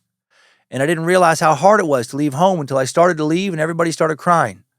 I cried nearly all the way, and in a way I wanted to turn around and come back, but you know how I've always wanted to move to Nashville and be a singer, and I believe that someday if I try long and hard enough, I'll make it. Nashville is not exactly what I thought it would be, but I think I'm going to like it here once I get used to it." Dolly barely had enough money to survive. Sometimes she snuck into hotels, took food off the room service trays that were left out for pickup. Occasionally, she would go into a grocery store, pretend to shop, and just eat food inside the store without paying. She got herself a tiny apartment where she lived by herself on Wedgwood Avenue above a laundromat named Wishy Washy. One day, she was waiting for her clothes to dry outside that laundromat, drinking a Coke on the sidewalk. A young man drove by, told her she was going to get a sunburn in her revealing outfit. The man circled the block, came back. Dolly thought he was, quote, drop-dead handsome, and she enjoyed talking to him. He introduced himself as Carl Dean, and he will be Dolly's one and only future husband. Eventually, it was time for her to get her clothes from the machine. She expected Carl to leave, but instead, the lucky bastard shot a shot, followed her into the laundromat. Dolly recalled, "I was surprised and delighted that while he talked to me, he looked at my face, a rare thing for me. He said, she seemed to be genuinely interested in finding out who I was and what I was about. A little note to guys there, if you like some girl, don't stare at her tits. You know, the occasional glance, okay, maybe, but yeah, look at her face, stare at her face. Human being. Listen to what she's saying. Carl Thomas Dean, 4 years Dolly Sr., was born July 20th, 1942 in Nashville. His mom was Virginia Bates Dean. His dad was Edgar Henry Dean. When Virginia was pregnant with Carl, her husband was drafted to fight in World War II. Carl and Virginia moved in with their mom. The two women taught Carl to cook, sew, and do housework. Dolly wrote that Carl was not easy to get to know, but he would be a devoted husband and friend, and he was a devoted son. In addition to domestic skills, Carl was and is an avid outdoorsman, good mechanic, also likes to paint and write poems, and he's a loner, which pairs well with Dolly and her busy lifestyle. Carl came to see Dolly every single day for the next week. She was working a babysitting job at the time, and he would sit with her on the bottom of the steps of the home she was babysitting in, while she watched the kid. Carl took her on a real date on Dolly's day off. He didn't tell her where they were going, and she was shocked when he took her to see his parents. Went to his parents' house. And then Carl said to his mom in front of her, "Fix this girl a plate. She's the one I'm going to marry." Ballsy. Good for him. This guy knew what he had, and he was all in. Dolly wrote, "I felt flattered, outraged, touched, turned on, scared to death, and completely confused." Dolly became close with her future mother-in-law, who she called Mama Dean. Mama Dean will be one of Dolly's best friends until she passes away from liver cancer many years later. During their courtship, Carl often showed up to Dolly's place without warning, sometimes in the middle of the night. She thought it was a bit odd, but a fascinating person. And she said he was always a gentleman. They obviously had a strong connection, but Carl had a hard time telling Dolly exactly how he felt about her. One day, Carl told Dolly he was joining the Army and going to Vietnam. Dolly panicked. Then Carl told her that he's joining the National Guard. There was only a small chance he was going to be deployed overseas. She was still worried, though. By the time he boarded the bus for basic training, despite his marriage declaration, still had not told Dolly he loved her. And he didn't. He took off. Dolly now focused on trying to find work while he was away. She performed live on the Ralph Emery Show and an early morning radio show called The Eddie Hill Show. Her Uncle Bill was still making connections through his work with Carl and Pearl Butler. That work would pay off. He and Dolly would get a deal with Fred Foster, owner of Combine Publishing and Monument Records. Fred Foster bought Dolly some new clothes to improve her image and helped get her name out there. He was able to book her on the show, American Bandstand, and at a jukebox convention in Chicago. To get to Chicago, Dolly flew for the first time in her life and was terrified. When Carl returned from training, he continued visiting Dolly into the early morning hours. At the time, he was working for his dad's asphalt paving business in Nashville, and Dolly was living in Madison, Tennessee. Carl wasn't getting much sleep, and he finally told Dolly, "You're either going to have to move to the other side of town, or we're going to have to get married." And that was his proposal. Dolly was surprised, considering Carl still had not told her he loved her. And she pointed that out to Carl, to which he responded, "Hell, you know I love you." Fred Foster asked Dolly to wait to get married until she was more established in her career. He thought having a husband would make her less appealing to men. Dolly worried about that too, and then she told Carl the news, and Carl heard her out, but he didn't want to wait. And neither did Dolly. In her words, "I was getting pretty horny." I love how candid she is. Yeah, come on, let the lady come. Good thing for Carl that sex toys for women weren't commonly used at that time. Had she found herself a vibrating wand, she might have taken care of those horny feelings herself and been able to wait. But also, toys just can't replace that skin-to-skin feeling of intimacy nearly all of us crave, can they? The young couple told everyone they postponed the wedding, and then they made plans to get married in another state. They told everybody like the music business. They were keeping it secret. They decided to get married in Ringgold, Georgia, which has a whole industry dedicated to quick weddings. They took Dolly's mother with them on a Friday, got the marriage license easily. Justice of the peace started the ceremony, but then Dolly wanted to get married in a church.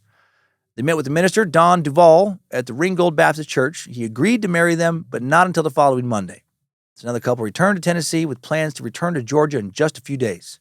And on May 30th, 1966, Dolly, Carl, and her mom drove 150 miles back to Ringgold for their secret wedding ceremony. There's a big, beautiful mural in downtown Ringgold today, memorializing Dolly getting married there. The young couple didn't plan a honeymoon because Carl had to go to work the next day, and she had a booking on the Ralph Emery Show the following morning at 5 a.m. and had to be there at 5 a.m.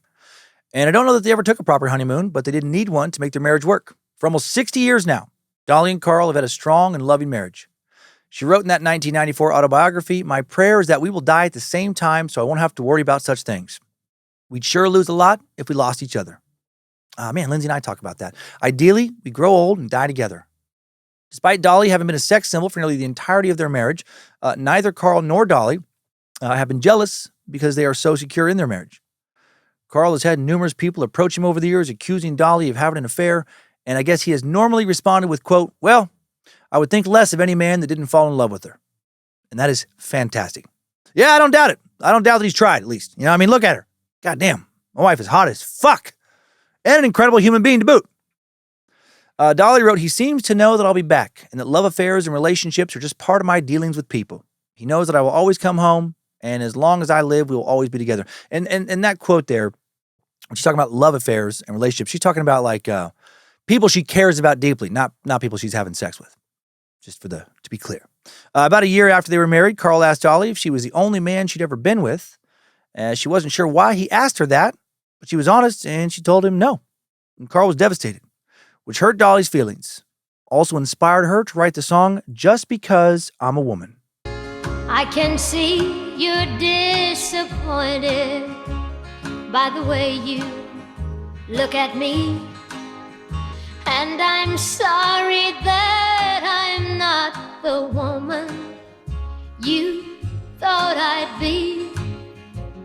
Yes, I've made my mistakes, listen and understand.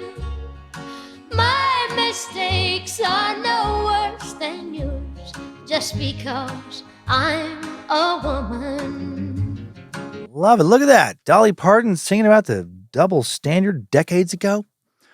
And double standards, so damaging to both men and women. More of the world needs to stop viewing women as primarily men's sexual property, their bicycles, and start seeing them as full-fledged independent creatures with their own autonomous and healthy and natural desires.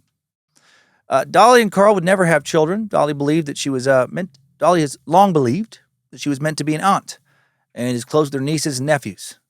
Plus, Carl just hasn't aged well, and Dolly didn't want to have babies that would very likely grow up to be fugly. No, they just decided they didn't need to have kids, and he's aged fine. Dolly's biggest focus has always been her career, and good on her for knowing that early on and knowing that, kids were not part of her plan. People tried to make her feel guilty over the years about not having kids, but it doesn't work. Dolly is happy, totally fulfilled with the family she does have.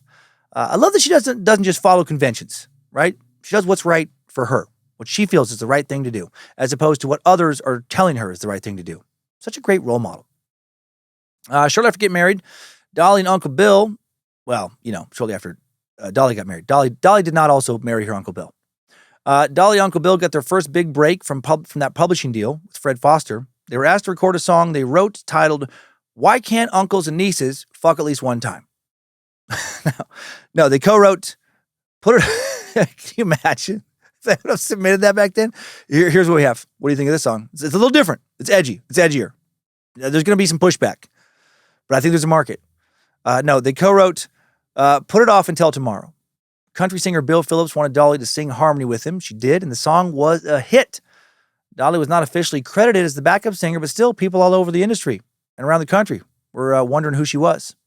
And that allowed Dolly and Bill to convince Fred Foster that she needed to focus on country music. So far, he'd been trying to push her towards pop, feeling that pop music better suited her look and voice. He now agreed. Dolly began recording country songs, one of which was "Dumb Blonde," which hit top 10 on the country charts. It was her first hit. Here's a bit from Dolly singing this song on the Bobby Lord show. He seems like a fucking tool, so I'm skipping his introduction part. January 31st, 1967. Don't try to cry your way out of this, and don't try to lie, or I'll catch you in it. Don't try to make me feel sorry for you. Just because I'm blonde, don't think I'm dumb, 'cause this dumb blonde ain't nobody's fool. She reminds me of Patsy Cline there a little bit.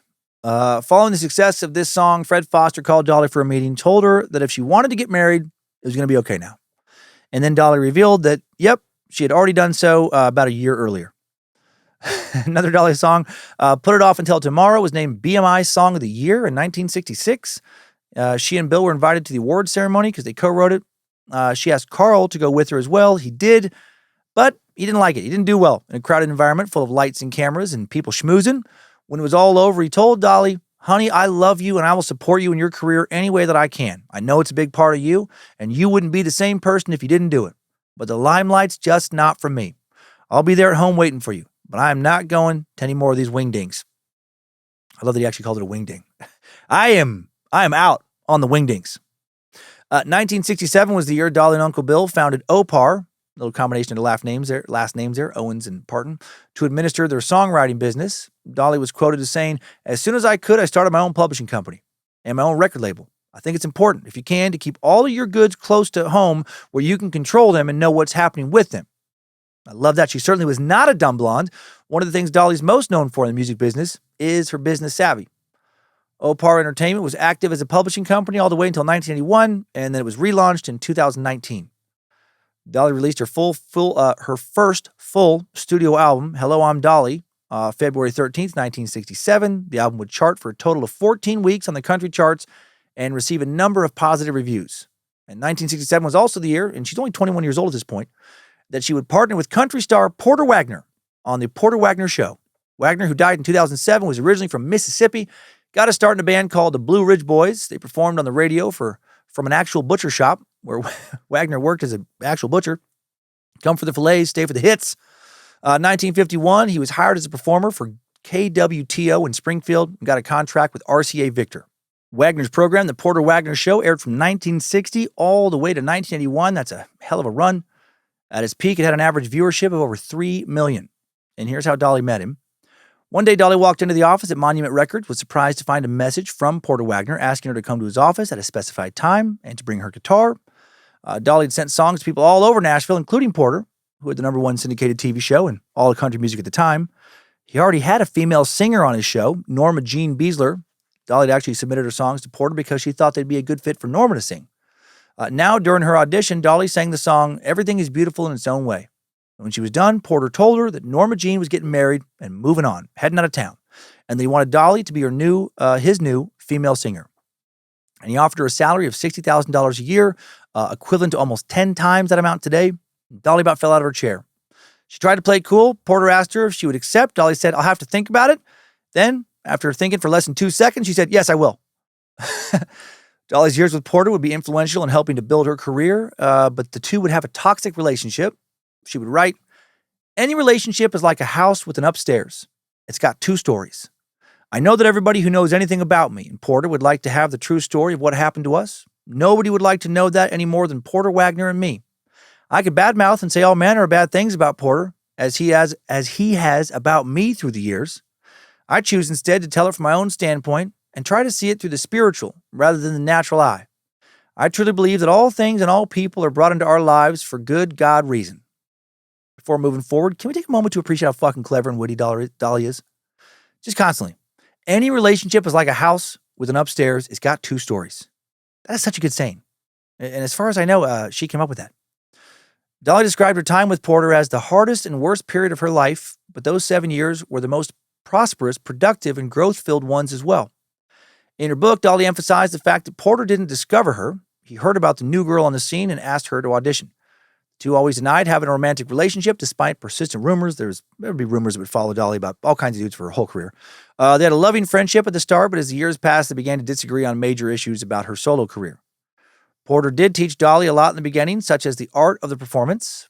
Dolly made her debut on The Porter Wagoner Show on September 5th, 1967. It was a tough transition at first.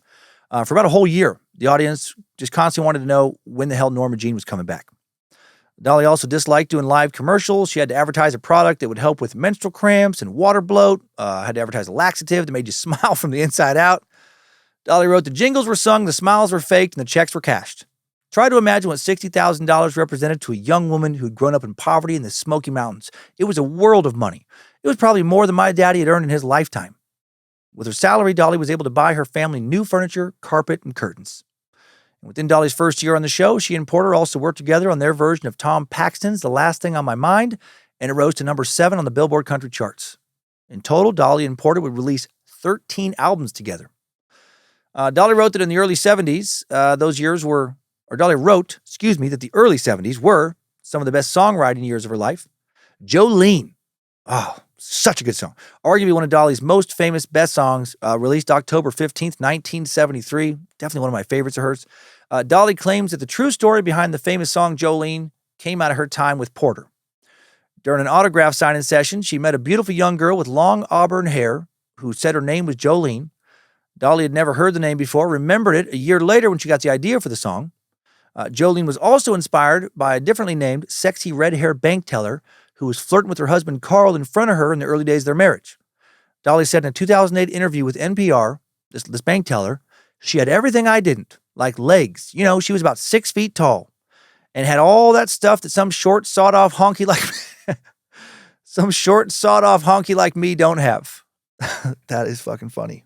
Here's a little bit of Jolene.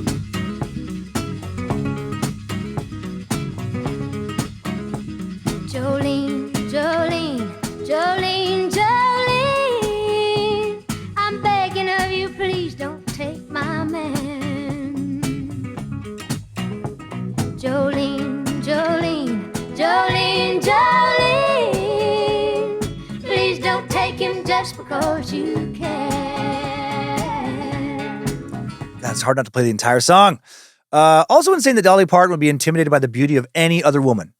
When Dolly, especially Dolly back in the 70s, I mean, in my opinion, and I think in the opinion of a lot of guys, one of the most beautiful women of all time. Just shows that, like, man, you just never know what's going on in people's heads. You know, you can be like, oh my God, they must be so confident. They have it all, right? They have this great career. They're fucking preposterously attractive. And yet that person, you know, might be wildly intimidated by the bank teller, thinking that that person could just easily take their man. February 19th, 1974, Dolly announces the end of her partnership with Porter Wagoner. Dolly wrote in her book, I guess the real problems that arose between Porter and me were all about dueling dreams. Porter dreamed of me staying with his show forever, and I dreamed to have my own show.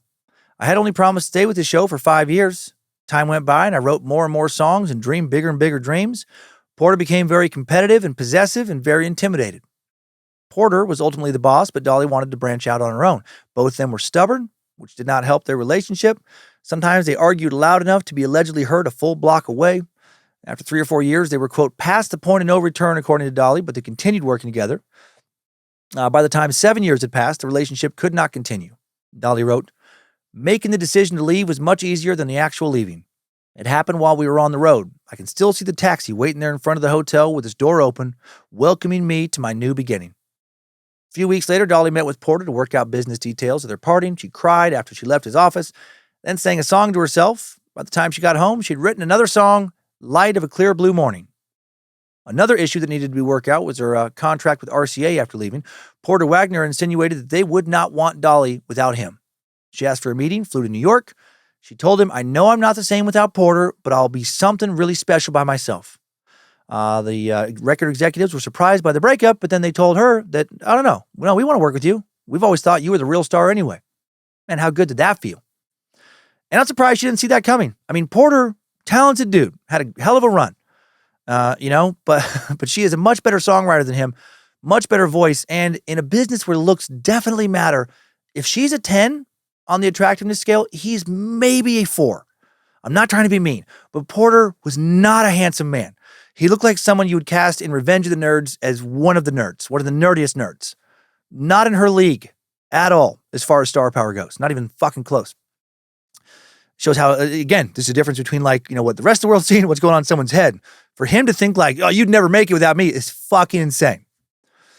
Dolly's hit song, I Will Always Love You, released in March 1974, was a tribute to Porter Wagoner as Dolly started her solo career.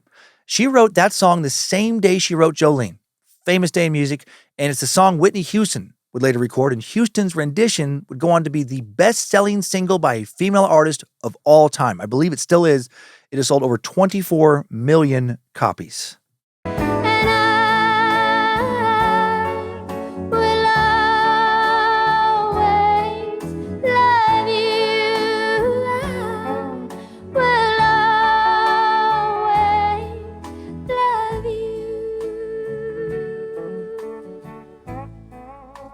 Did you know that Dolly Parton wrote that? That it was originally a country song? I did not, actually. Elvis Presley actually wanted to record a cover of that song, but Dolly refused when his manager, Colonel Parker, remember him from the Elvis Presley Suck, tried to get her to sign over half of the publishing rights. And she was like, nope, that's too greedy. In an interview with the BBC in September of 2023, Dolly revealed Elvis loved that song. In fact, I talked to Priscilla Presley not very long ago, and she said to me, you know, Elvis sang that song to me when we walked down the courthouse steps when we got divorced. He was singing to me, I Will Always Love You. Oh my God, that's actually so sad. Dolly put together a new band to tour her new songs. They consisted mostly of family members now. They called themselves the Traveling Family Band, and this band turned out to be a complete disaster. Dolly took on a maternal role trying to manage everybody. She soon realized that a family band was a fucking colossal mistake. She was trying to move her career in a new direction. Her family was holding her back. It was painful to bring the band to an end, but necessary. After the band quickly failed, Dolly reconnected with an old industry friend, Mac Davis, who booked her and her new band to professional musicians to open for his TV variety show that summer, and that was a big boost to Dolly's solo career.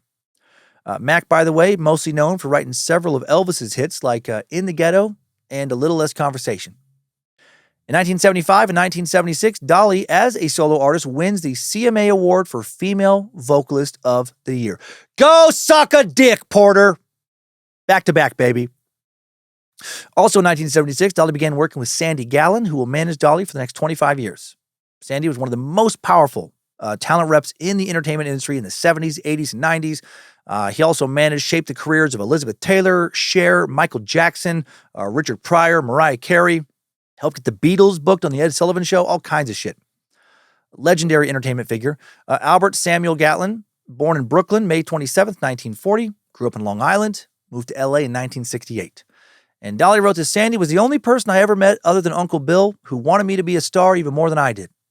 During their first meeting in LA, Dolly told Sandy, I'm going to be a superstar and whoever helps me will also be rich and famous. And Sandy laughed and quickly told her he was laughing with her. Dolly wrote, he was laughing for joy at having found me. I instantly felt as if all my life I had been waiting for Sandy. In that one moment, I realized I'd found someone who understood me completely, and that made me want to cry. Sandy got to work dealing with RCA Records to make her a crossover star in both country and pop. Her first crossover release was the song Here You Come Again, which came out in October of 1977. Here You Come Again topped the country charts, reached number 3 on the pop charts, won her first Grammy for Best Female Country Vocal Performance. Such a great song.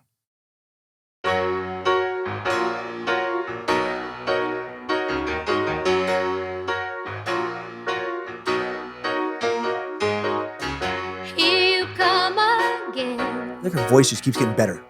Just when I've begun to get myself together, you waltz right in the door, just like you've done before, and wrap my heart round your little finger.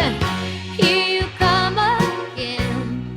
So good. Just when I'm about to make Dolly, now 31 years old, more gorgeous than ever, faced some pushback from the Nashville crowd over that song. I guess they felt that she was selling out by singing a song that wasn't, as country as her old stuff. They wanted to keep her in that little box. Dolly thought moving into the pop space was the most logical thing to do to grow her audience. And when she was accused of leaving country, she said, I'm not leaving it. I'm taking it with me to new places. Clever again. When a lot of big players in Nashville ended up really listening to her song, she felt vindicated because they liked it. She had proved herself. Sandy capitalized on the success of her new hit. He helped Dolly develop her business. One of their first ventures was her TV show, Dolly, which was produced in Nashville. Dolly's variety show ran from September 13th, 1976 to March 7th, 1977. One episode featured Emmylou Harris and Linda Ronstadt.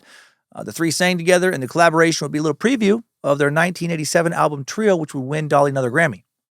Kenny Rogers, also a guest on Dolly's show, which marked the start of their working relationship.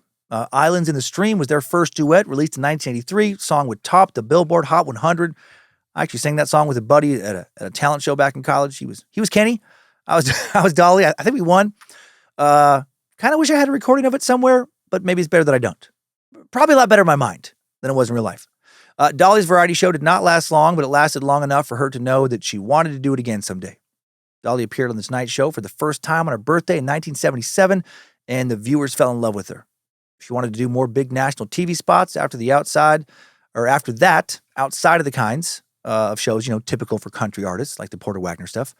People told her she was crazy when she decided to do an interview with Barbara Walters. But once Barbara realized, after being pretty fucking condescending at first, I watched this interview, that her insides weren't as phony as her outsides, it became a powerful TV moment for Dolly, gave her a lot of new fans. And the phony part, most likely a reference to Dolly's most famous body parts, right, her boobs. Based on photos of her, it seems as if she got her first boob job sometime in the early 1970s. They did shift in size a bit over the years. Speaking of Dolly's boobs, she would pose for Playboy in October of 1978, but easy, not nude. She was on the cover, though, wearing bunny ears, showing some cleavage. Back then, a lot of people did read Playboy, and her interview in the magazine gave her a lot of exposure, showed her that she was a lot more than her boobs, or showed people that she was a lot more than her boobs. Her manager, Sandy Gallen, was the one getting her these press appearances. He would also help Dolly open her future theme park, and together they founded Sand Dollar Productions in 1985, which produced Father of the Bride, right? That's a big movie, and the hit TV series Buffy the Vampire Slayer. Had no idea there was a Dolly Buffy connection. That was actually a really fun show. Dolly said in a 2017 interview, nobody could quite get how the Christian Southern girl and the New York Jewish boy could have so much in common, but it was real. She added, my husband didn't love to travel, and Sandy was gay and did. He knew everybody. Now for some not so great news. Her old variety show co-star, Porter Fuckface Wagoner. Old Nerdy McNerdpants filed a $3 million suit against her on March 21st, 1979, claiming he was entitled to a percentage of her earnings for life because he had made her a star. And what a prick. I hate shit like that. Right? She kept that fucking nerd show afloat after he lost his first co-host when she got married. She didn't know him shit. Right? If anything, he should be thanking her. Thanks for keeping my fucking show around for a couple more years. Yeah, they were even. Dolly didn't want her family or husband to suffer the backlash of a public court battle, so she settled out of court for $1 million. Problem was, Dolly surprisingly did not have $1 million in cash at this time. She was eventually able to pay it, but it took years. Dolly would write about having to deal with men's egos like Porter's in her autobiography. She wrote, there are basically two kinds of men you have to deal with in business. The ones who want to screw you out of money and the ones who want to screw you, period. The second guy is the easiest to deal with. If I catch a man who is not looking into my eyes as he talks to me, I have scored 2 really big points with him already. A smart woman can take a man who thinks with his small head and quickly turn the would-be screwer into the screwy. She's so fucking funny. I hope she manipulated the fuck out of a bunch of dipshits who tried to take advantage of her. Dolly experienced a bit more trouble in the early 80s. She later admitted to an affair of the heart, where she didn't physically cheat on her husband, but, started to have romantic, tender feelings for a man she worked with, a man she, shared feelings for. The feelings left her feeling guilty. She was also dealing with health issues at this time. She ended up canceling concerts due to her health issues, stayed out of the spotlight for about 2 years. She said about this time, it was devastating to be in that depressed state of mind. For about 6 months there, I woke up every morning feeling dead. Her personal trouble started when Dolly met Greg Perry, her new band leader, the man she would develop feelings for. Perry, who recently died in March of 2023, was a child prodigy, played at Carnegie Music Hall as a kid. Dolly and Greg became close, spent a lot of time together. She admired his knowledge of history, art, and literature. And Dolly, quote, let herself get completely wrapped up in him. And that made her best friend, Judy Ogle, remember her little dirty pig pen pal, back from grade school? Well, now Judy feels neglected. Judy just moved to Nashville, became thick and thieves with her old best bud, Dolly, again, after Judy had served in the Army for a while. And now the two, Dolly would later describe her as Thelma to her Louise. Well, they have a little falling out.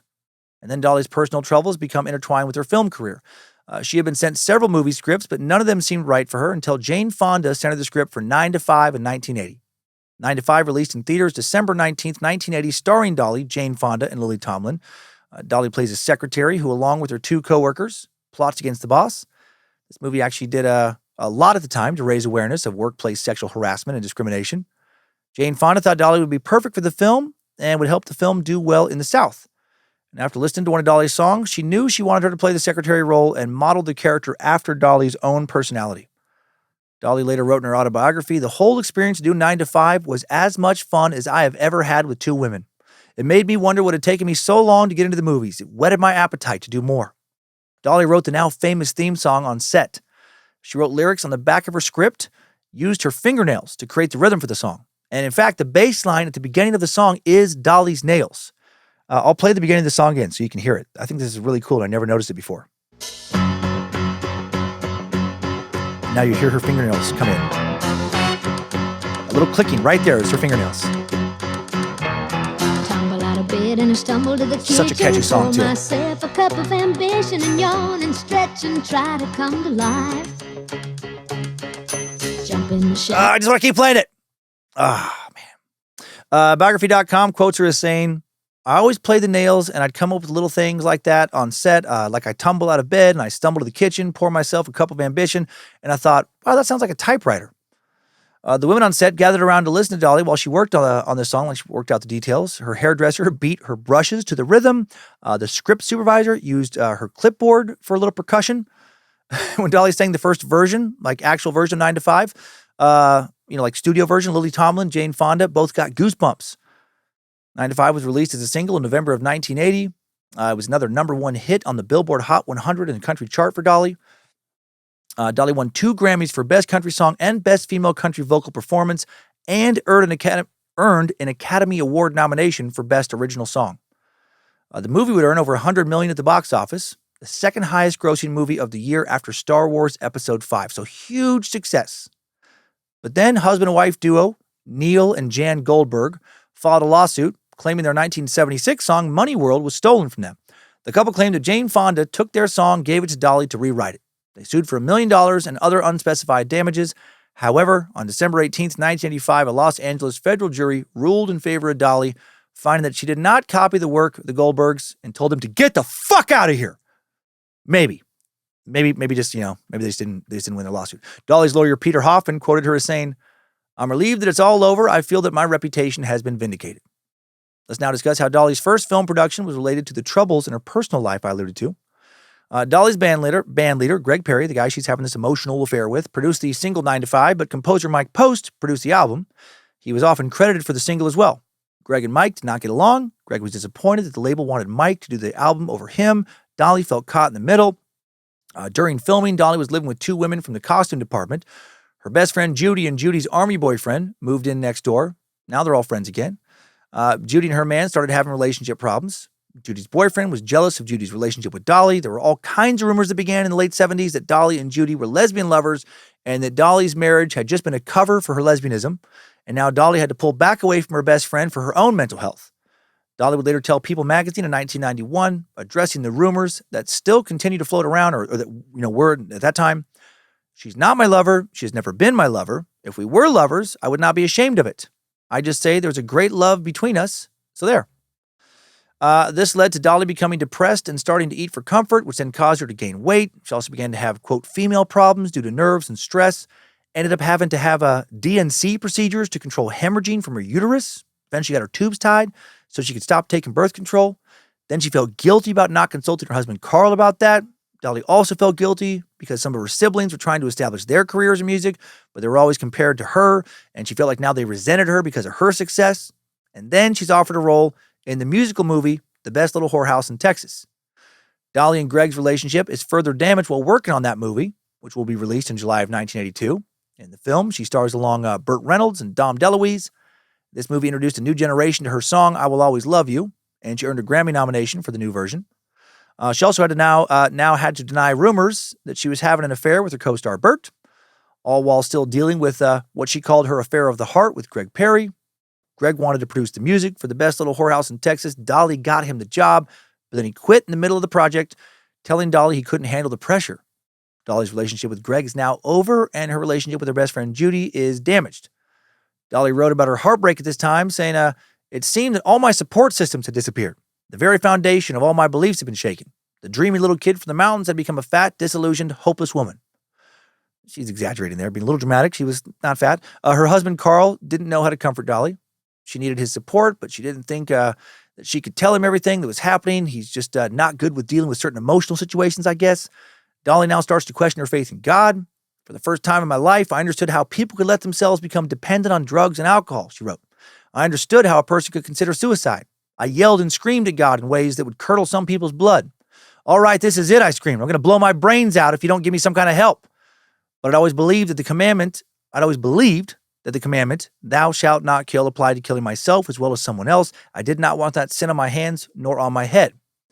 In her 2017 book, Dolly on Dolly, Interviews and Encounters with Dolly Parton, she opened up about how the heartbreak and guilt over her emotional affair with Greg, they never did anything again, but, she had romantic feelings for him, led her to pick up a gun. She said, "I looked at it a long time. Then just as I picked it up just to hold it and look at it for a moment, our little dog Popeye came running up the stairs. The tap-tap of his paws jolted me back to reality. I suddenly froze and put the gun down. I kind of believe Popeye was a spiritual messenger from God. I don't think I'd have done it, killed myself, but I can't say for sure.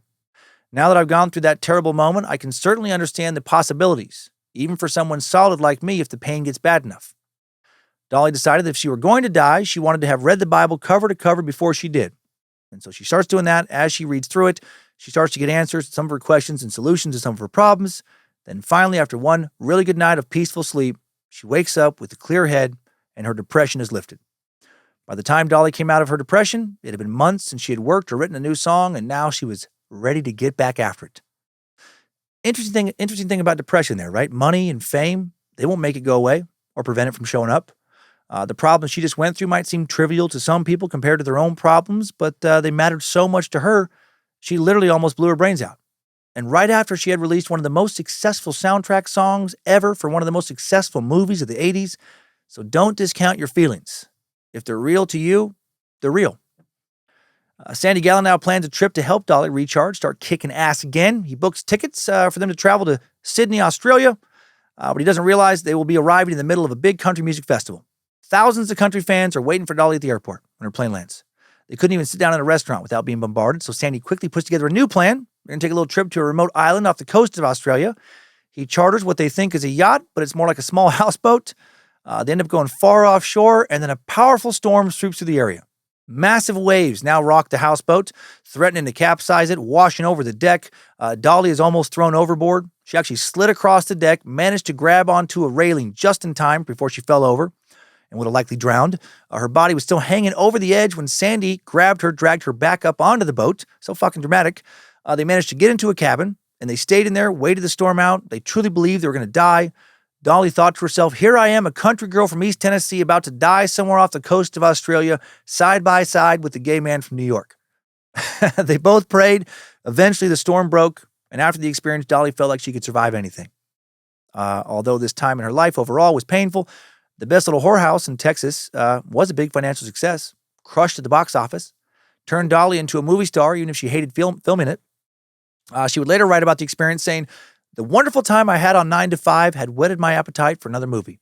Whorehouse was a completely opposite experience. It was as if 9 to 5 had been my first lover, sweetly seductive before and gentle and caring during our lovemaking. Whorehouse, then, was a rapist. She said Burt Reynolds was tough to work with. He had just broken up with Sally Fields, and I guess he was pissed off the whole time, and the producers were firing people left and right. Dolly would write, people were being fired right and left. In fact, at one point, there was a bumper sticker circling around Hollywood that read, honk if you've been fired from Best Little Whorehouse. That's pretty funny for everyone who wasn't fired, of course. Despite the negative experiences filming Best Little Whorehouse, Dolly, who is now truly a sex symbol thanks to that movie, there were some scenes where she's wearing some lingerie and looks so sexy. She starred in the musical comedy Rhinestone in 1984, where she plays a country singer who tries to turn a New York City cab driver, played by Sylvester Stallone, into a country star. And Rhinestone turned out to be a financial and critical disaster. Pretty much everybody hated this movie. Lost money for the studio, panned pretty much universally by critics. However, Dolly did receive a lot of press attention for 3 reasons. She had lost a significant amount of weight. I don't think she needed to, but whatever. And the tabloids speculated about an affair with Stallone, and people were talking more than ever about possible plastic surgery that the now 38-year-old may have had. Dolly, for her part, has never denied having cosmetic surgery. She wrote in her autobiography, I've had nips and tucks and trims and sucks, boobs and waist and butt and such, eyes and chin and back again, pills and peels and other frills, and I'll never graduate from collagen. Dolly feels that it's a woman's right to look as good as she can. She wrote, whatever you are comfortable with and can afford, you should do.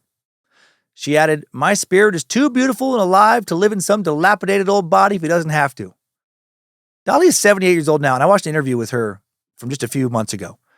And while I'm not generally the biggest fan of cosmetic surgery, I will have to admit that she still looks fucking gorgeous. She has been gorgeous for over 60 years, which is insane. Good for her. And it's not just her physical looks. It's like, I don't know, her energy or spirit or wit, class. I don't know. What if she's ever had her IQ tested? I bet she's a fucking genius. And I'll stop kissing her ass for a second, as if she's going to listen to this and suddenly want to become my godmother, which I'm very open to. At one point, around the filming of Rhinestone, Dolly was called the queen of the tabloids. And then she learned that some of the inside stories about her appearing in the tabloids were coming from her fucking aunt, who was making shit up because she was pissed that Dolly hadn't invited her to a house party during the filming of Rhinestone. That's ridiculous.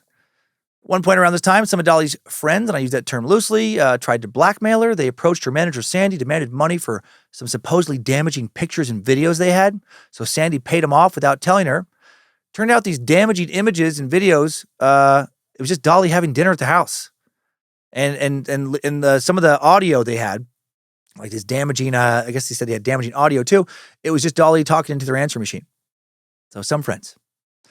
Man, people who feel entitled to anything from a family member or a friend who suddenly starts to do well are just so gross. Why would you ever feel entitled to someone else's success? I've never felt anyone in my family or any of my friends, have owed me shit. Like if they've gone on to do some cool things. It doesn't even cross my mind. Like if my dad or somebody all of a sudden, had some money all of a sudden, I was like, ooh, I wonder if I'm going to get some. But some people are gross like that. Dolly hosted her second variety show from 1987 to 1988, a show which, in her words, was doomed from day one. Almost everyone involved wanted to revive variety shows that were popular in the 50s and 60s. The first episode got good ratings, mostly because the audience was curious, though. Viewership steadily declined after that. The show ended up getting canceled, which actually would benefit Dolly because she had a 2-year deal. The network had to pay her millions to cancel the show, and now she was free to do better projects. And she appeared in a better project in 1989 called Steel Magnolias, the film. She enjoyed working on that movie, but wrote that the director Herbert Ross disliked her. Ross told Dolly she couldn't act. And she responded, "I'm not an actress. I'm Dolly Parton. I'm a personality who's been hired to do this movie. You're the director. It's your job to make me look like I'm acting." Yeah, motherfucker. Don't be a douche, Herbert. Herbert was actually a good director. He directed Footloose, amongst other great movies. And by the end of Steel Magnolias, he and Dolly would become friends and he would respect her acting. And the film crushed. Grossed almost $100 million at the box office against a $15 million budget. It won a People's Choice Award for Best Picture, and Julia Roberts won the Oscar for Best Supporting Actress. Dolly will not really focus on acting going forward, but she will star in a few other things, like the 1992 film Straight Talk, 1996 made-for-TV movie Unlikely Angel, and a few lesser-known projects. 1986, Dolly partnered with Hershent Family Entertainment to transform an amusement park called Silver Dollar City into Dollywood. Dolly was inspired to make her own theme park after looking at the Hollywood sign and thinking she'd like to replace that H with a D. A lot of people thought Dollywood was just a big ego trip, but Dolly wrote that it was more about the mountains and culture of Tennessee than it was about her, and she's proud of how the park has benefited the local economy and created a bunch of jobs. She said she invested in the park because, quote, "I always thought that if I made it big or got successful at what I had started out to do, I wanted to come back to my part of the country and do something great, something that would bring a lot of jobs into the area." The grand opening took place May 3rd, 1986, and it was a big success. Still is today. About 3 million people come to Dollywood annually. Today, the Dollywood Company owns and operates a number of properties and entertainment venues, including a water park called Dollywood Splash Country, a dinner show called Dolly Parton Stampede, the Dreammore Resort and Spa, and more. And Dolly's 50% stake is estimated to be worth about $165 million, according to Forbes. Over the years, Dolly has used her considerable wealth to do a whole lot of good, not just for Sevier County, but for the entire country. In 1988, Dolly started the Dollywood Foundation in Sevier County with the goal of decreasing high school dropout rates. She started a buddy program, just like her. She was supposed to have a little buddy when she was a kid, where she gave $500 to every 7th and 8th grader who finished high school. And largely due to that program, the county dropout rate declined from 35% to somewhere around 6%. Following year, 1989, Dolly offered a $500 scholarship to every student in Sevier County who wanted to attend Hiwassee College. 1991, Dolly established a $30,000 square foot aviary sanctuary inside Dollywood, managed by the American Eagle Foundation, which shelters the largest collection of non-released bald eagles in the whole country. And that's just the tip of the iceberg when it comes to Dolly's philanthropy. She does all kinds of good deeds. 1992 was a big year for Dolly. Whitney Houston sang her famous cover of I Will Always Love You from the 1992 movie The Bodyguard. Whitney's version made the song unbelievably popular. The single topped the pop charts for 14 weeks, became, again, one of the best-selling singles of all time. When Anderson Cooper asked Dolly how she spent her royalties, she answered, "When Whitney did it, I got all the money for the publishing and for the writing, and I bought a lot of cheap wigs." And she is downplaying that. She's made millions off Whitney's version. Forbes reported that just in the 1990s, Dolly made about $10 million in royalties off of Houston's rendition of her song. And then Dolly spent all that money helping revitalize a black neighborhood in Nashville, buying an old abandoned strip mall, renovating it, putting a lot of black businesses in it. So that's very cool. Dolly was driving when she first heard Whitney Houston's version, and she said she almost wrecked her car when she heard the singer's powerful vocals. Kevin Costner, the producer and male lead of the movie, was the one who asked Dolly to send her the song to potentially be used in the film. In 2008, Costner said it took some convincing with executives at Whitney's label, Arista Records, but they eventually let her do the cover. And then Whitney ended up winning the 1992 Grammy for Best Female Pop Vocal Performance, and the Bodyguard soundtrack won 2 Grammys. Dolly said, "When Whitney did I Will Always Love You, I mean, look what a grand song she made out of that simple, heartfelt, song. It was just amazing.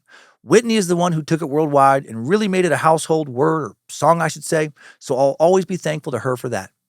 Dolly also acknowledged that the success of Whitney's version put her in the forefront as a writer.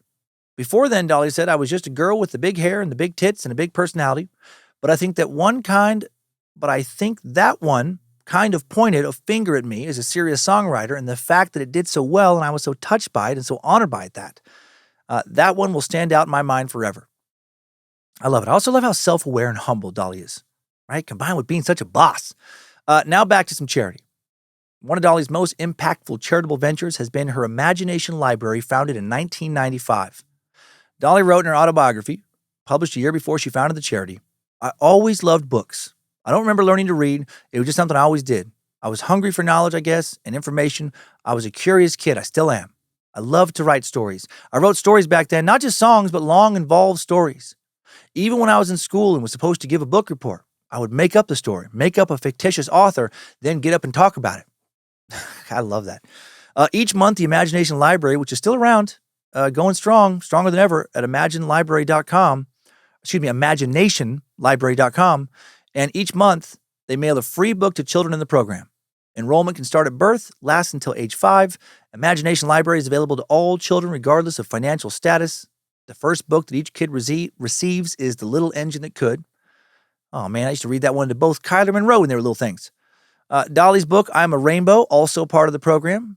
Dolly was inspired to start the nonprofit because of her father, Lee. She said in 2019, "Well, my dad, like so many country people, the hardworking people, especially back in the rural areas, my dad never had a chance to go to school because he had to help make a living for the family. And so, Daddy couldn't read or write. Her father, Lee, was embarrassed and frustrated by illiteracy, couldn't do things like complete forms, scan a newspaper, read to his children, despite the fact that he was highly intelligent.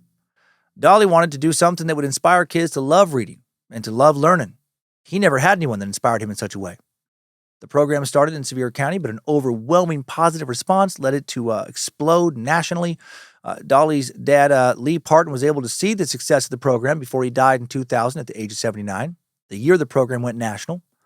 On February 27, 2018, Dolly donated her 100 millionth book through the program, Code of Many Colors, to the Library of Congress. That's fucking wild. Man, that one program of hers has donated over 100 million books to help kids read. The Imagination Library aims to pick books that foster a, quote, love of reading and learning, regard for diversity of people, their roles, culture, and environment, promotion of self-esteem and confidence, appreciation of art and aesthetics. That's fucking great. Dolly told NPR in 2018, "If you can read, even if you can't afford education, you can go on and learn about anything you want to know. There's a book on everything." She loves that a lot of kids now call her the book lady. Dolly told PBS, "The older I get, the more appreciative I seem to be of the book lady title. It makes me feel more like a legitimate person, not just a singer or an entertainer, but it makes me feel like I've done something good with my life and with my success." Is Dolly Parton a fucking angel? Is she real? Is she the sexiest, coolest angel of all time? Dolly hopes to distribute 1 billion books in her lifetime.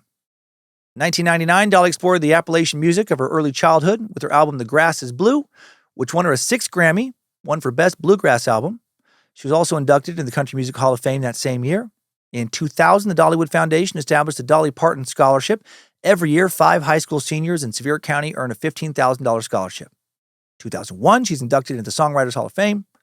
That year, she also won another Grammy for her cover of the song Shine, written by alt-rock act Collective Soul, from her album Little Sparrow. I did not know about this. I loved Collective Soul. Back in like the late 90s, they had some great songs, and Shine is definitely one of them, and here is Dolly's version. Oh, heaven let your light shine down. Oh, heaven let your light shine.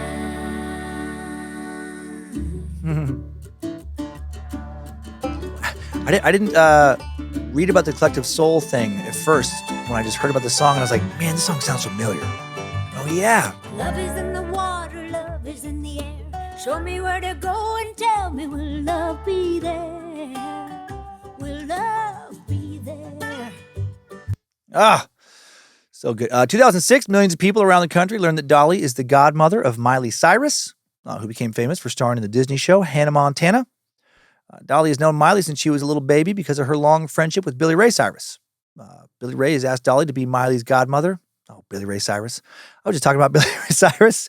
I got to have, Lindsay and I got to have dinner the other night with Chad Daniels and Kelsey Cook when they were in town, not touring or anything, just coming through to visit some of Kelsey's family. And we were having dinner and talking about perms randomly, talking about like dudes with perms. And I was like, oh yeah, I had a perm when I was a kid. And they're like, what are you talking about? And I had the Billy Ray Cyrus cut. I wanted it so bad. My aunt is a hairstylist, and I was like 6th grade. An achy breaky heart was huge. And so I got the most ridiculous haircut of my life, where I had like the sides really tight, like a number 2 on the trimmers, probably on the sides of my head and on the back, but also had a mullet. So I had like short hair on the back of my head, but just that little fringe on the bottom, I grew down about 6 inches long. And then the top of my hair was like a spike, just like a real spiky, like a flat top though, like very flat. So I had this flat, like hard, lots of gel on top, hard spike on top, short sides, short back of my head, long mullet, and then I had the mullet part curled with a perm, so it would look like Billy Ray Cyrus's haircut for Achy Breaky Heart. And I'm pretty sure I would sometimes wear a jean vest with no sleeves, like he would wear. And I could do his line dance, whatever. I wanted to be Billy Ray Cyrus for a couple months. Anyway, actually, one more thing about that. It was just one of the funniest moments I think about from grade school. I have a specific memory, and I'm sure most of the kids were like, who's this fucking dork? What's he doing? But I have a specific memory of walking into class the day after I got that haircut, like just literally strutting. And Kim Dowdy, who I thought was the cutest girl in class, she came over to me. She's like, I love your haircut. And I remember like that was probably the biggest moment I had that year. And I just did like a little, like, I think I did like a hair flip with my mullet. And he was like, yeah, thanks. Strutted away. Okay. Anyway, Billy Ray Cyrus. He asked Dolly to be Miley's godmother. And the two women have done several collaborations over the years. They've become very, very close. The first professional project together was an episode of Hannah Montana, 2006. Dolly actually appeared in 3 episodes of that show. And Miley's latest version of her song, Wrecking Ball, was featured in Dolly's November 2023 album, Rockstar. Dolly has publicly praised Miley many times for her songwriting skills, also supported Miley when she faced backlash from the public during her career transition from child actor to sex symbol and pop star. She told The Sun, people didn't want her to grow up. They got mad at her. One day she'd had enough, and she told me, I need to murder Hannah Montana in order for people to accept who I really am. When Miley was selected for the Time 100 Most Influential People in 2014, Dolly wrote, if I didn't know how smart and talented Miley is, I might worry about her. But I've watched her grow up, so I don't. She knows what she's doing. She was very proud of the work she did as Hannah Montana, but people were going to leave her there forever. She felt she had to do something completely drastic, and she did. She made her point, she made her mark, and more power to her. In 2007, Dolly hosted a benefit concert that raised $500,000 for the new Sevier County Hospital, which opened in 2010 and features a Dolly Parton Center for Women's Services. She has fucking single-handedly revitalized Sevier County, Tennessee. Jumping ahead to 2015, Dolly Parton's Coat of Many Colors, a made-for-TV movie based on Dolly's life story, debuts on NBC December 10th. Over 13 million people tune in to the initial broadcast, the highest viewership for any TV film, made for TV or theatrical or miniseries, on any of the broadcast networks since 2012. Also receives mostly favorable reviews from critics and fans alike. On May 30th, 2016, Dolly and Carl Dean renew their wedding vows for their 50th wedding anniversary. Carl said in 2016, I wouldn't trade the last 50 years for nothing on this earth. And Dolly said in her statement, I sure as shit would, you fucking peckerwood. Are you kidding me? If I would have known how rich and famous and sexy and powerful I would have become when I first showed up in Nashville, all fucking poor and dirty, no fucking way I married this clown. Wouldn't even go on the road with me, shit. An insecure douche. Got mad that I slept with other men before he married me. Are you fucking kidding? Look how much sexier I am than him. He's a dud.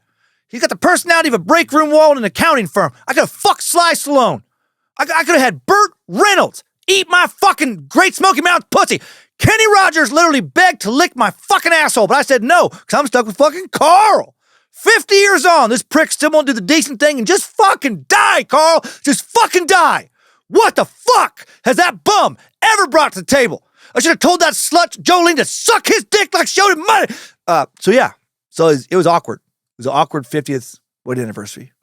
I mean, she's not wrong, but some of that probably didn't need to be said out loud, you know? And of course, none of that was said out loud. What she really said was, I do love picturing Dolly Parton getting that angry too. Not just saying this stuff, but like just rage. She said, if I had to do it all over, I'd do it all over again. And we did. I'm dragging him, kicking and screaming into the next 50 years. Wish us luck. Over the years, Carl has inspired the songs From Here to the Moon and Back, Forever Love, Say Forever You'll Be Mine, and Tomorrow's Forever. Dolly told Good Morning Britain in 2019, though, that her music is not his favorite, saying he likes hard rock, he likes Led Zeppelin and bluegrass music. So my music is somewhere in between. He doesn't dislike it, but he doesn't go out of his way to play my records. Let's put it that way. Fucking Carl. What does he bring to the table? At the 50th Annual CMA Awards in 2016, Dolly received the Willie Nelson Lifetime Achievement Award. Later that year, she showed even more support for her hometown after a wildfire swept through the area. She sent Carl to go help put out the fire, hoping that he'd be burned alive. November 28th, 2016, Sevier County experienced a wildfire that damaged the tourist town of Gatlinburg and more. Over 2,500 buildings were destroyed or heavily damaged. That's intense. The fire was started by two teens who were hiking on the Chimney Tops Trail in the Great Smoky Mountains National Park on November 23rd, and those dipshits tossed a few lit matches on the ground, and then the boys claimed they were unaware the fire started. Dolly Parton paid $1 million to make those boys disappear. At least that's one rumor. Another rumor is that she sent Carl to murder both those boys, and that Carl's been killing lots of people over the years for Dolly. And I started both those rumors. The National Park Service decided to let the fire burn rather than extinguish it, thinking it would burn itself out in an unpopulated area, but 5 days later, some high winds spread the flames towards Gatlinburg. Whoops. 14 people were killed, and almost 200 more were injured. The downtown business district was mostly unscathed, and the flames did not spread further than the outskirts of Pigeon Forge. Those two teens were charged with starting the fire, could have went to prison for the rest of their lives for a bunch of manslaughter charges and everything, but the charges were later dismissed. David Dotson, the CEO of the Dollywood Foundation, remembered a meeting with Dolly 2 days after the fires. She was on tour. She called in to ask what could they do and how fast could they do it. Dolly established the My People Fund, which provided $1,000 a month for 6 months to over 900 families whose homes were destroyed by the fires. The fund also donated just under $9 million to people in need. Man, she just gave so much money. When the government and insurance companies aren't stepping up fast enough, Dolly does. Her donation helped pay for rent, utilities, food, mental health resources. The Dollywood Foundation received so many donations, they were also able to give $5,000 the final month to each of those 900 plus families. Dolly also organized a telethon called Smoky Mountains Rise, a benefit for the My People Fund. The telethon raised more than $13 million. Featured big stars like Chris Stapleton, Chris Young, Kenny Rogers, Lauren Elena, Reba McEntire. Holy shit. 2017, Dolly donates $1 million to the Monroe Carroll Jr. Children's Hospital at Vanderbilt University Medical Center. That's a lot of words in a row, in honor of her niece, who was treated for leukemia at that hospital. Dolly's former manager, Sandy Gallen, dies April 21st, 2017 from non-Hodgkin's lymphoma at the age of 76. According to the New York Times, Dolly was caught off guard by Sandy's earlier decision to retire from management. Led to the two not speaking for a couple years, but they rekindled their friendship long before he died. 2018, Dolly renamed her Dixie Stampede Dinner Theater show to Dolly Parton Stampede Dinner Attraction after facing criticism in the wake of the 2017 Charlottesville white supremacist rally. In an interview with Billboard, Dolly said she was guilty of innocent ignorance and would never dream of hurting anybody on purpose. When they said Dixie was an offensive word, I thought, well, I don't want to offend anybody. This is a business. We just call it the Stampede now. As soon as you realize that something is a problem, you should fix it. Don't be a dumbass. That's where my heart is. In August of 2020, Dolly did an interview with Billboard where she expressed her support for the BLM movement, saying, I understand people having to make themselves known and felt and seen. And of course, Black Lives Matter. Do we think our little white asses are the only ones that matter? No. Oh, God, I love her. In the midst of the 2020 pandemic, Dolly donated $1 million to Vanderbilt University Medical Center. Again. Or I guess this is a different Vanderbilt University medical place, which worked with Moderna to develop a COVID vaccine. Research leader Mark Dennison said Dolly's donation funded critical early stages of the vaccine development. On March 2nd, 2021, Dolly filmed herself receiving a Moderna shot at Vanderbilt Health in Tennessee. She told her fans she was excited to get vaccinated and sang a parody to the tune of Jolene. Vaccine, vaccine, vaccine, vaccine. I'm begging of you, please don't hesitate. Because once you're dead, I don't know the rest of the melody. But the rest of the words are, because once you're dead, it's a bit too late. She ended her video by saying, I just want to say to all of you cowards out there, don't be such a chicken squat. Get out there and get your shot. She's sassy. July 20th, 2021, for her husband Carl's 79th birthday, 75-year-old Dolly recreates the look she had for her Playboy cover 43 years earlier. Dressed in bunny ears, a black bustier with matching gloves, and a pink bow tie, Parton shares her sexy as fuck look in a video posted to her social media accounts. She said in the video, you're probably wondering why I'm dressed like this. Well, it's for my husband's birthday. Remember some time back I said I was going to pose on Playboy magazine when I'm 75? Well, I'm 75, and they don't have a magazine anymore. But my husband always loved the original cover of Playboy. I was trying to think of something to do to make him happy. He still thinks I'm a hot chick after 57 years, and I'm not going to try and talk him out of it. What did Carl do in a previous life? Or some shit to hit the fucking Dolly jackpot this one. And she really does look incredible in this recreation. Like truly sexy at 75. Living legend. Later that year, Dolly and her business raised $700,000 to help some Tennessee residents impacted by flooding in October of 2021. Partially to pay back Loretta Lynn for Loretta helping her earlier. Dolly said in a statement, after the Sevier County wildfires in 2016, Loretta was one of the first who reached out to offer anything she could. It meant so much to me that Loretta and so many folks were ready to give in any way they could. This was just one small way I could help Loretta's people for all they did to help my people. I hope that this money can be put to good use to help the people of Middle Tennessee with what they need during their recovery. Making these massive donations doesn't do much damage to Dolly's wallet. Because she started her own publishing company back in the 60s, she held on to nearly all of her publishing rights. I told you she was good at business. That means she gets a larger royalty when one of her songs is played or covered than most artists. Dolly's hits like 9 to 5 and Jolene still earn between $6 and $8 million in royalties each year. Forbes estimated her catalog is worth at least $150 million. In 2021, her net worth was estimated to be $350 million, according to Forbes. Her music catalog makes up about a third of her net worth, but her largest asset is Dollywood. Despite all that money, Dolly and Carl still live in Brentwood, Tennessee, a suburb of Nashville, in the same house since 1999, which they bought for $400,000, a modest home. She could live in the biggest mansion in Malibu, but she just doesn't need that shit. February 2022, Dollywood announced that it would cover 100% of tuition, fees, and books for its employees seeking higher education. 100%. And that program is available not just to full-time employees or even just full-time and part-time, but also to seasonal employees at Dollywood. This was the year Dolly was awarded the Carnegie Medal of Philanthropy, given every other year to multiple philanthropists. Wow. Remember earlier how I told you that Dolly liked to write stories as a kid?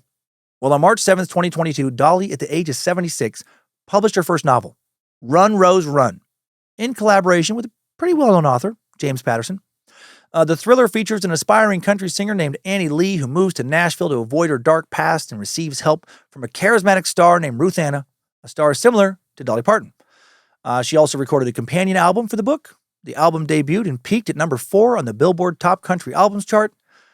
2 weeks later, March 21st, 2022, it was announced that Parton will star in and help produce a film adaptation of the novel with Reese Witherspoon's Hello Sunshine production company, who bought the rights.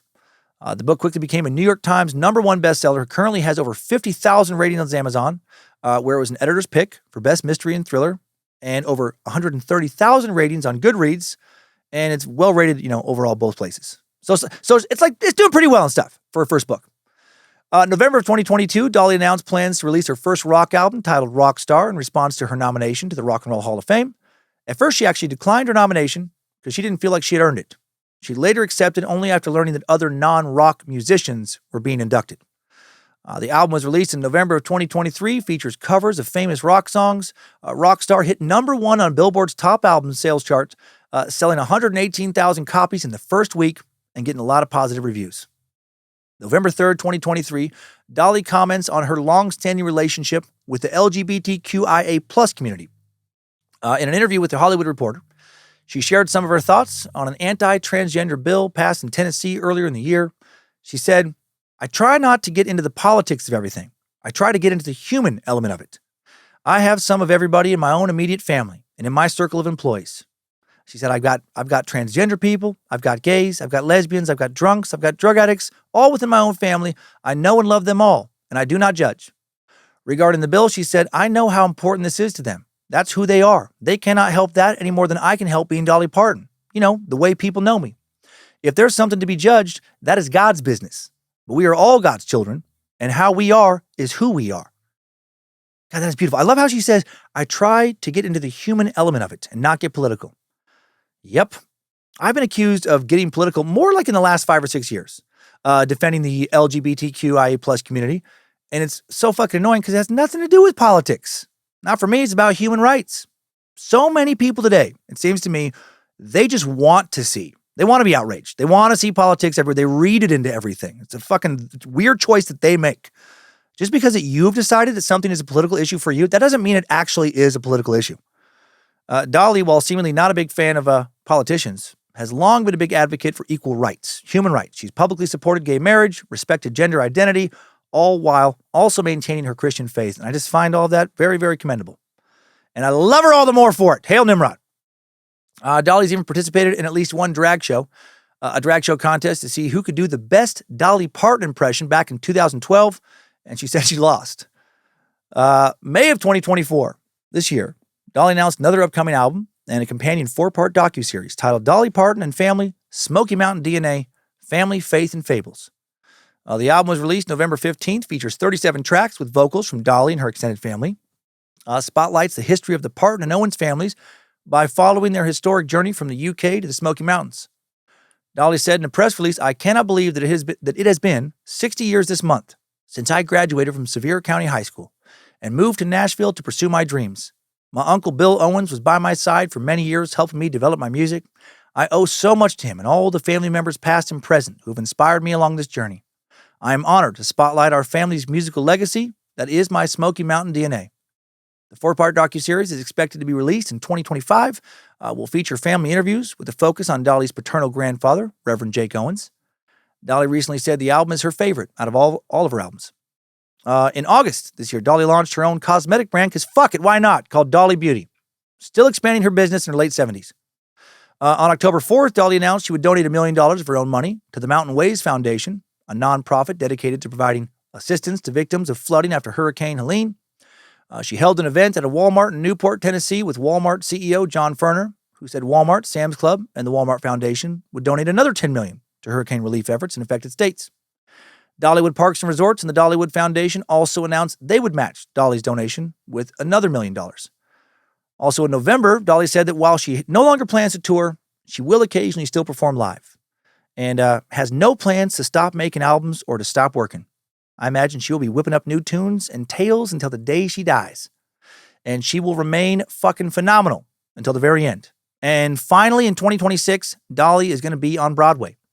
Remember that 2015 NBC made-for-TV movie about Dolly's life I mentioned, Coat of Many Colors? Well, much of the material for that movie will be adapted for the stage, and more of Dolly's life will also be covered. She told Variety, "The whole first act is my early days before I went to Nashville. The second act is about my days in Nashville and beyond. So the first part of the musical will be a lot like Coat of Many Colors with music and songs, and will involve more details. I thought it would be a good boost and kickoff for the musical and a good promotional tool."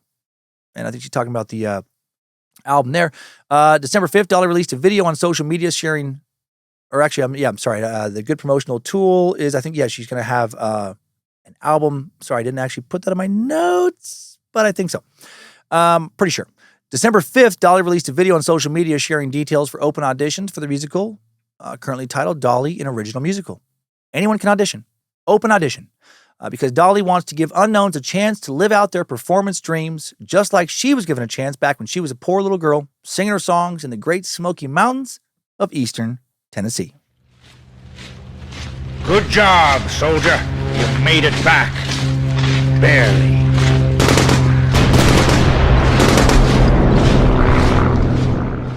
Dolly Parton. What a legend. I admire her so much. Right? She takes care of those who work for her. Think about how even seasonal Dollywood employees get 100% of their college tuition paid for. That's so fucking cool. She's taken so much care of her family. No offense to any of her siblings, but had Dolly never moved to Nashville, had she and her Uncle Bill never worked so hard to get Dolly's name out, none of her siblings would have ever had a career in the music business. It was too much extra info to get into in the timeline, but all of her siblings who recorded albums or got their songs on the radio or who wrote songs for other artists, all of that was due directly to the opportunities that Dolly created in one way or another for her family. Opportunities that she did not have to create. She's also been so loyal to her husband, Carl. Long-term marriages are rare, very rare in the music business for somebody at Dolly's level. Can't imagine how many wealthy producers or influential radio DJs, et cetera, hit on Dolly when she was starting out, promising her this or that, career opportunity back when she needed those opportunities. But she stayed true to Carl. Can't imagine how many big Hollywood stars hit on her at the height of her film career, but she still stayed true to Carl. She remained true to her faith, too. a faith that she leaned on much more to accept, people than to label them as sinners. And she used her success and wealth to bring attention to and give back to the place where she grew up, investing in a hospital, higher education, economic recovery following a devastating fire, etc., etc. In short, Dolly Parton has consistently been cool as fuck for a long time. So if you need a role model, you need to be inspired, be reminded that the world has, in addition to so many dirtbags, some truly genuine, wonderful souls. Look no further than Dolly Parton. You can do a lot worse. When making a decision, you might want to ask yourself, what would Dolly do? Which is a phrase that I've seen on t-shirts and stuff before. I thought it was cute, but now I really get it. And What Would Dolly Do is the name of a song Kristen Dawn Chenoweth wrote as a little tribute to Dolly.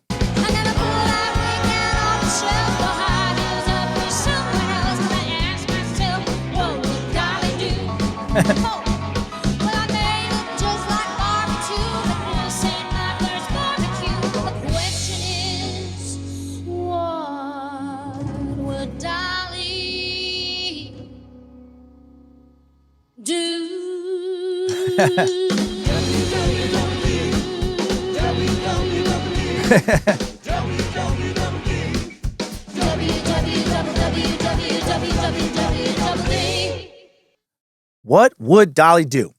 Probably be kind. So be kind, meat sack. Be generous, be loving, be accepting. Don't let this world change you for the worse. Dolly has stayed true to herself in spite of criticism. She's been criticized by some of her fans for being too pro-LGBTQI+. She's been criticized for being pro-vaccine. She's been criticized for being too Christian. She's been criticized for dressing too provocatively, for getting cosmetic surgeries. She's actually been criticized for being too non-judgmental. The Federalist.com writer Erica Anderson criticized Parton back in June of this year for her non-judgmental approach to life. Specifically, Anderson took issue with Parton's claim that she loves everyone, including members of the LGBTQI+ community, and Anderson argued that if Parton was truly a Christian, she should call out homosexuality for being a filthy sin. Anderson stated, Parton's version of love, which includes condoning immoral sexual behavior, be who you are, she said, is unaligned with God's vision for humanity. Dolly was classy enough not to respond. Then after a whole bunch of backlash, she got fucking destroyed on the internet. Anderson apologized. Funny how that works. A few days later, saying, I regret using Dolly as the example for the point I was trying to make in the article. Dolly's one of the few people who is beloved by all and who loves all. The world is lucky to have her. Yep, you're damn right. The world is, Erica. Much more lucky to have her than you. Now let's review a bit of Dolly and then learn something new in today's takeaways about her. And then after the takeaways for this week's updates, I will not be sharing any emails. I will share instead a brief look back at this year and a look ahead at next year for a little end of the year recap. Timesuck Top 5 Takeaways. Number 1, Dolly and her 11 siblings grew up in a one-bedroom cabin in the mountains of eastern Tennessee. They didn't have much, but they also had what they needed and a lot more. Dolly grew up in a loving family that fostered her talent and creativity and supported her when she left home to follow her dreams. Number 2, Dolly's uncle Bill Owens was her first manager. The two wrote many songs together, traveled all over Tennessee, booking auditions and gigs. Bill's dedication helped Dolly become a big star, and the two made a publishing company together that allowed Dolly to keep all the rights to her songs and allowed Bill to make millions and millions of dollars as well. Number 3, Dolly met her husband Carl Dean when she first moved to Nashville in 1964. They've been married for almost 60 years now. Carl is a quiet man who prefers to stay out of the spotlight, but he's always been an important part of Dolly's life and one of her biggest supporters. Fine, Carl. I guess you can stay, Carl. Number 4, many children know Dolly as the book lady because of her nonprofit, the Imagination Library. The Imagination Library was founded in 1995, sends a book every month to children enrolled in the program. Dolly created the program because she believes reading can help children learn anything they want to know. It was inspired by her father, who never learned to read. The Imagination Library has donated over 100 million books to kids learning to read. And number 5, new info, encounters with spirits. In addition to being a spiritual person, Dolly has claimed to have had encounters of the paranormal nature throughout her life. She wrote, since I believe in my own spirit so strongly, I have to believe that the spirits of others can visit me as well. She describes several paranormal experiences in her autobiography.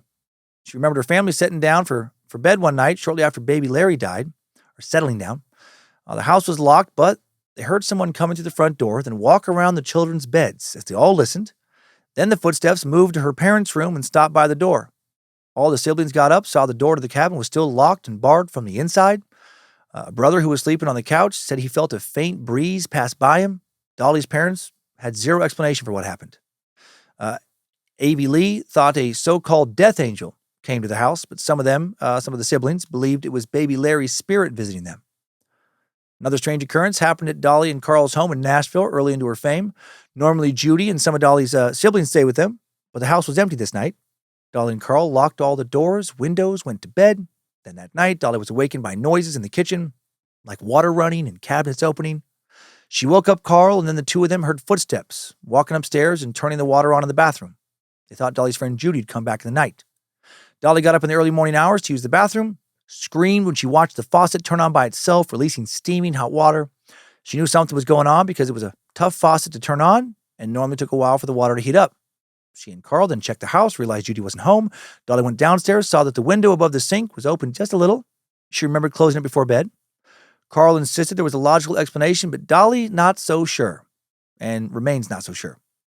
Strangest experience occurred with her best friend Judy. The two women were living in Los Angeles, decided to go on a trip one day to Napa Valley and stay there for 5 days. Judy and Dolly explored the missions around Santa Barbara, the California coast, saw tall mountains overlooking beautiful valleys during these 5 days, or at least they thought they did all that shit. But then suddenly they came out of what felt like some weird trance and realized they hadn't gone anywhere. They were still in the parking lot at the Bel Air Hotel. It was as if she and Judy shared a multi-day hallucination. Dolly wrote, "I don't understand it. It was 5 days later, and it appeared we hadn't moved. Our luggage was still intact. The same gas was still in the tank, and our food was still warm." The fuck went on there? Some weird glitch in the Matrix? Slip in the multiverse? I don't know. But knowing that Dolly is also a believer in the paranormal, willing to share her strange experiences she doesn't claim to understand, makes me love her even more. Timesuck Top 5 Takeaways. Dolly Parton, WWDD, has been sucked. And Dolly has wrapped up 2024. Thank you to the Bad Magic Productions team for the help in making Timesuck all year long. Thanks once again to Queen of Bad Magic, Lindsay Cummins, for being the best partner I could ever hope to have. A great co-host on Scared to Death, the best parent, the sexiest wife, my best friend. It's been so much fun to spend so much more time with her this year, not working. Thanks to Logan Keith for creating the episode artwork, polishing the sound up a bit of today's episode, and for help figuring out how to do his job remotely this year. Thanks to Olivia Lee for sticking around another year and for her initial research on this one. Also, huge thanks to the All-Seeing Eyes, moderating the Cult of the Curious private Facebook page all year long, again, and the Mod Squad, making sure Discord keeps running smooth as well, again. And now let's head on over to this week's Timesucker updates for a quick look back at the year behind and the year ahead. Updates? Get your Timesucker updates. So another year in the books for Timesuck. Currently working on the 9th year of episodes now, and this past year was a very, very different one. You know, we got rid of a lot of changes. We got rid of video. I didn't do the Secret Suck on Patreon anymore. I only did a handful of stand-up shows and canceled a tour. The last of our in-house employees either went on to another job or left Coeur d'Alene to work remotely. And I'm sure to a lot of people, it looked like the Bad Magic ship was sinking. But actually, I think this year saved the ship because it was definitely headed towards sinking in 2023. I was so tired. Holy shit, was I so tired not this past year, but the year before. Really pushed myself hard, maybe a little too hard for several years to build a name in the podcast space. And I don't regret it. I'm glad I did. You know, I'm so thankful it worked out. But I truly worked almost every single day for about 7 years in a row. And real long hours most days. Legitimately put in more than 70 hours a week most weeks for several years to keep Timesuck going and not miss a week, all while also cranking out weekly bonus content that I felt good about, while also running a small business with numerous employees, while keeping Scared to Death going every week, also creating monthly bonus content for that show, and touring all over the country, and at one point doing 2 other podcasts every week for a couple of years, marketing the tour every week, showing up for my kids as they got into high school, prepared for college, while finding time to also show up for my wife as a husband, trying to stay connected to the rest of my family as well, maybe see a friend every fucking 6 months, and doing all that. Man, did it finally wear my ass out in 2023. To the point I had days where I seriously considered shutting everything down, walking away from not just stand-up, but from Bad Magic, podcasting, just all of it. Just done. Social media accounts, shut down. Podcast shut down. Stand-up done. Just so exhausted that I was not enjoying any of it anymore, not consistently. I wanted to take some time off to recharge, and then, I don't know, I was thinking about maybe opening up a coffee shop. Something low-key. I don't actually want to open up a coffee shop. I love doing this. Love doing this. And I really got to rekindle my love with podcasting and just, just the creative space this year. When it doesn't consume all of me, when I can also have a life, it is the fucking best. And it was so fun to have balance in 2024. I actually had a life outside of content creation again. Goofed around with my kids so much more, played with the dogs more, Penny and Dee Dee. Took a trip to Los Angeles with Monroe for a weekend to watch a Lakers game, go to the beach, just bond. That was so cool. Took another trip with Monroe and then Kyler as well to New Orleans. Just the three of us for like 3 days, goofing around, building memories. Took my grandma Betty to New Orleans just because she wanted to, quote, dance on the streets of New Orleans before she dies. And she did fucking dance her little ass off on Frenchman Street. And it was a beautiful thing to watch. Took some trips with some friends. Took trips with Lindsay, mostly over to Missoula, Montana. It's just one of our favorite little spots. It's a few hours away. A town we love so much. We smoked some weed, floated in the river on a couple sunny days on little inner tubes, ate shrooms, laughed, went to concerts at the Kettle House Amphitheater, one of the best little venues in the country. I thought for so long that if I just took my foot off the gas and didn't work all the time, my whole career was going to fall apart. Like my whole work identity was just like the guy who works a lot. And I was totally wrong. Don't have to do all kinds of shit and run myself ragged to still do this. Just need to tell interesting stories, share interesting information, be entertaining, and trust that enough of you will show up and listen. I started Timesuck because I was curious about all kinds of shit I thought others might be curious about as well. And I thought if I could share information in a way that was, unique, because I've always been told I have a unique perspective on things, that it would work out, and it did. I'm so fortunate, and then other opportunities came, and I said yes to too many of them because I was used to too many no's for so many years before. But I'm glad I did. I'm glad I said yes, because I learned my limits. And now I'm having fun with all this again, more than I did since the very beginning. It feels like it's come full circle in some ways. I'm handling a lot of the editing and doing different things as well. Like I had to learn how to do a lot of that stuff again to be able to handle things in-house, and that just gives me more confidence in the shows. And I don't know. I learned over the last 7-8 years that I don't actually like managing an office of people at all. And it's nothing against the people. It's just not. I don't like it. I don't want to do it. I like being creative, and I feel more creative now that I'm more rested. Now that I have less administration to do, I'm way more focused each week on specifically content creation than I was for a few years there. And that's what I want to focus on this next year in 2025. Just the content. Pick interesting stories, topics. The short sucks have expanded what we're able to cover, and I love that. So I'm just gonna keep doing that. No big announcement to make. I will probably change shit up again in the next few years. Not sure exactly how in this moment. But right now I'm having a lot of fun writing short horror stories, nightmare fuel episodes on Scared to Death. I want to see where those can go. I want to compile my favorites into a book. The response to stories has been better than I ever could have realistically hoped for. And the experience reminded me that, sometimes you have to let go of something even if it's something you love, to be able to do something else you love. Had I not stopped touring, I would have never had the energy or time to create Nightmare Fuel. And I'm so glad I did. Might bend my whole career in a brand new direction. It's so fun.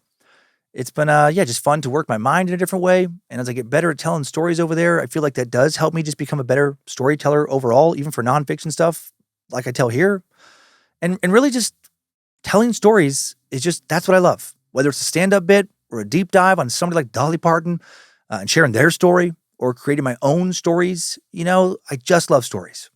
And that's all I want to focus on career-wise in 2025, telling stories.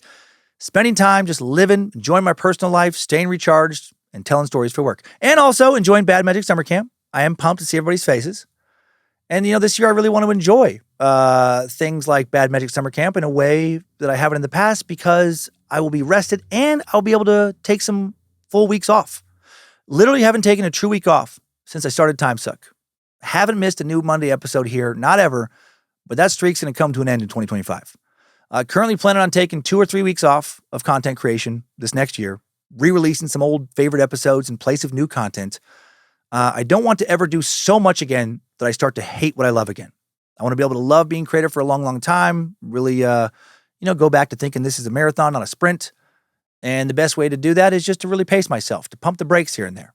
Make a little less, but love what I'm making a little more. I won't kick out the same amount of content that way, but the content I'll kick out, I think will be better. So I won't be touring this year again. I probably will do a stand-up festival in Nashville in April, but that might be it. It's just too much. It's too much to take on top of weekly content creation. The days of me doing this, I can say this for sure. The days of me doing this podcast and Scared to Death and touring a lot at the same time are over. Glad I could pull that off for a while, but I never want to do that again. No, something podcast-wise will have to go away. Will have to end to create the space to properly tour again if I choose to tour again that way. Right now, I don't know what I'll do in that regard. I do know that Monroe will be in college in 2 years. Lindsay and I will be empty nesters. And the current plan is to focus until then on kicking out the best Timesuck, Scared to Death, Short Suck, and Nightmare Fuel episodes that we can. So 2025, 2026, let's fucking go with podcasts. I hope you stick around for those years. And after 2026, fucking all bets are off. I'm gonna reevaluate everything. Maybe I'll keep this going. Maybe I won't. I don't know. Maybe I'll keep Scared to Death going. Maybe I won't. Time will tell. Maybe one show will fade and support will just fall away. It'll just have run its course and will end naturally. Maybe the other show will grow and get more support. That'll help me decide what to do next. Maybe both shows, Timesuck and Scared to Death, will fade, and showbiz will have let me know with no uncertainty that it's fucking done with me. That happens to people. Or maybe both shows will grow and I'll have a real tough decision, to make if I want to walk away from one to focus on something new, or something will just come out of the blue and I'm like, oh, that's what I'm supposed to be doing now. And I'll follow that. Whatever I'm passionate about, whatever I think enough people will like to have a career is where I'm going to go. But for 2025, the goal here with Timesuck is just to keep as many of you as entertained as long as possible. As far as like this year, 2025, 2026, and then we'll see. But for the next few years, I hope you keep enjoying this. I hope you keep sharing it with your friends and coworkers. I hope you stay curious. I hope we all keep learning together. I hope you keep coming back. The past 8+ years, man, exhaustion and all have been the greatest ride of my life. So great. And this past year, I've enjoyed, I think, more than any of the other years because I finally had the space to reflect on it and just really take moments to just sit and be still and enjoy it. And holy fuck, those moments have been great. So thank you. Thank you for listening. Thanks to those of you who you see me out somewhere and you just say hello and you just say, hey, I enjoy what you do. It's been great. It's been a lot of fun. Thanks for sharing your own stories and struggles with me, emailing them to bojangles@timesuckpodcast.com. BOJANGLES, if you catch that reference to an update recently. Thanks for supporting this show on Patreon if you've done so. Love you, Space Lizard, so fucking much. Would not be doing this without your support. More than anybody else, you've kept all this going. Especially, there was a couple years there where it really would have sunk without you. Thanks for buying shirts, challenge coins, pennants, and more. Thanks for coming to shows over the years, camps. Thanks for the encouraging messages. And thanks for the critical feedback. It helps me get better. Thanks for laughing and learning with me, for not running away when we disagree. Thanks to the overwhelming majority of you for not fucking reading politics into everything. Holy fuck. That was one of my least favorite parts of our culture the last couple of years. Just stop. But thanks also for not being afraid to call me out when I say something you don't like. I'm ending this year just feeling more than anything else, just grateful. Grateful to still be doing this while also having time to explore fun new projects like Nightmare Fuel, while also being rested, taking care of my body, going to the gym more, eating a little better, spending more time with my wife, kids, family, and friends, and more quality time when I'm not exhausted. It's just, it's been really, really good. And so thank you. And have a great new year, Meat Sacks. I hope you'll be able to get some balance in your life as well, or at the very least, that me sharing that I've found some after many years of not having it, gives you hope that it's in your future as well. Let's get the fuck out of here. Next time, suckers, I needed that. We all did. So thank you for listening to another Bad Magic Productions podcast, Scared to Death, Timesuck each week. Short Sucks and Nightmare Fuel in the Timesuck and Scared to Death podcast feed some weeks. Ask yourself, what would Dolly do this week? And then just do that. And then, just like the very curious Dolly, someone still curious and still fascinated with life and trying new things at the age of 78, just keep on sucking.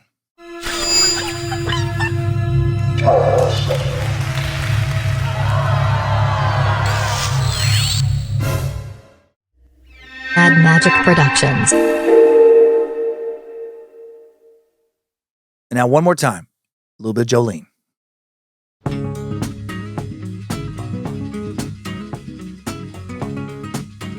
Gotta love it. Jolene, Jolene, Jolene, Jolene, I'm begging of you, please don't take my And now one more time, let's make it a little bit better. I know it's already great. Let's spice up a little bit with some tongues. and just really take it to the next level. Check out how much better this makes it. Please don't take him just because you can. Here we go. Oh, God. Flaming locks of auburn hair with ivory skin. Eyes of emerald green. Yes! Your smile So much better now. Your voice is soft like summer rain, and I cannot Oh, let me translate. Jolene. She is saying the message is clear. The Lord is telling you to keep on fucking sucking in 2025.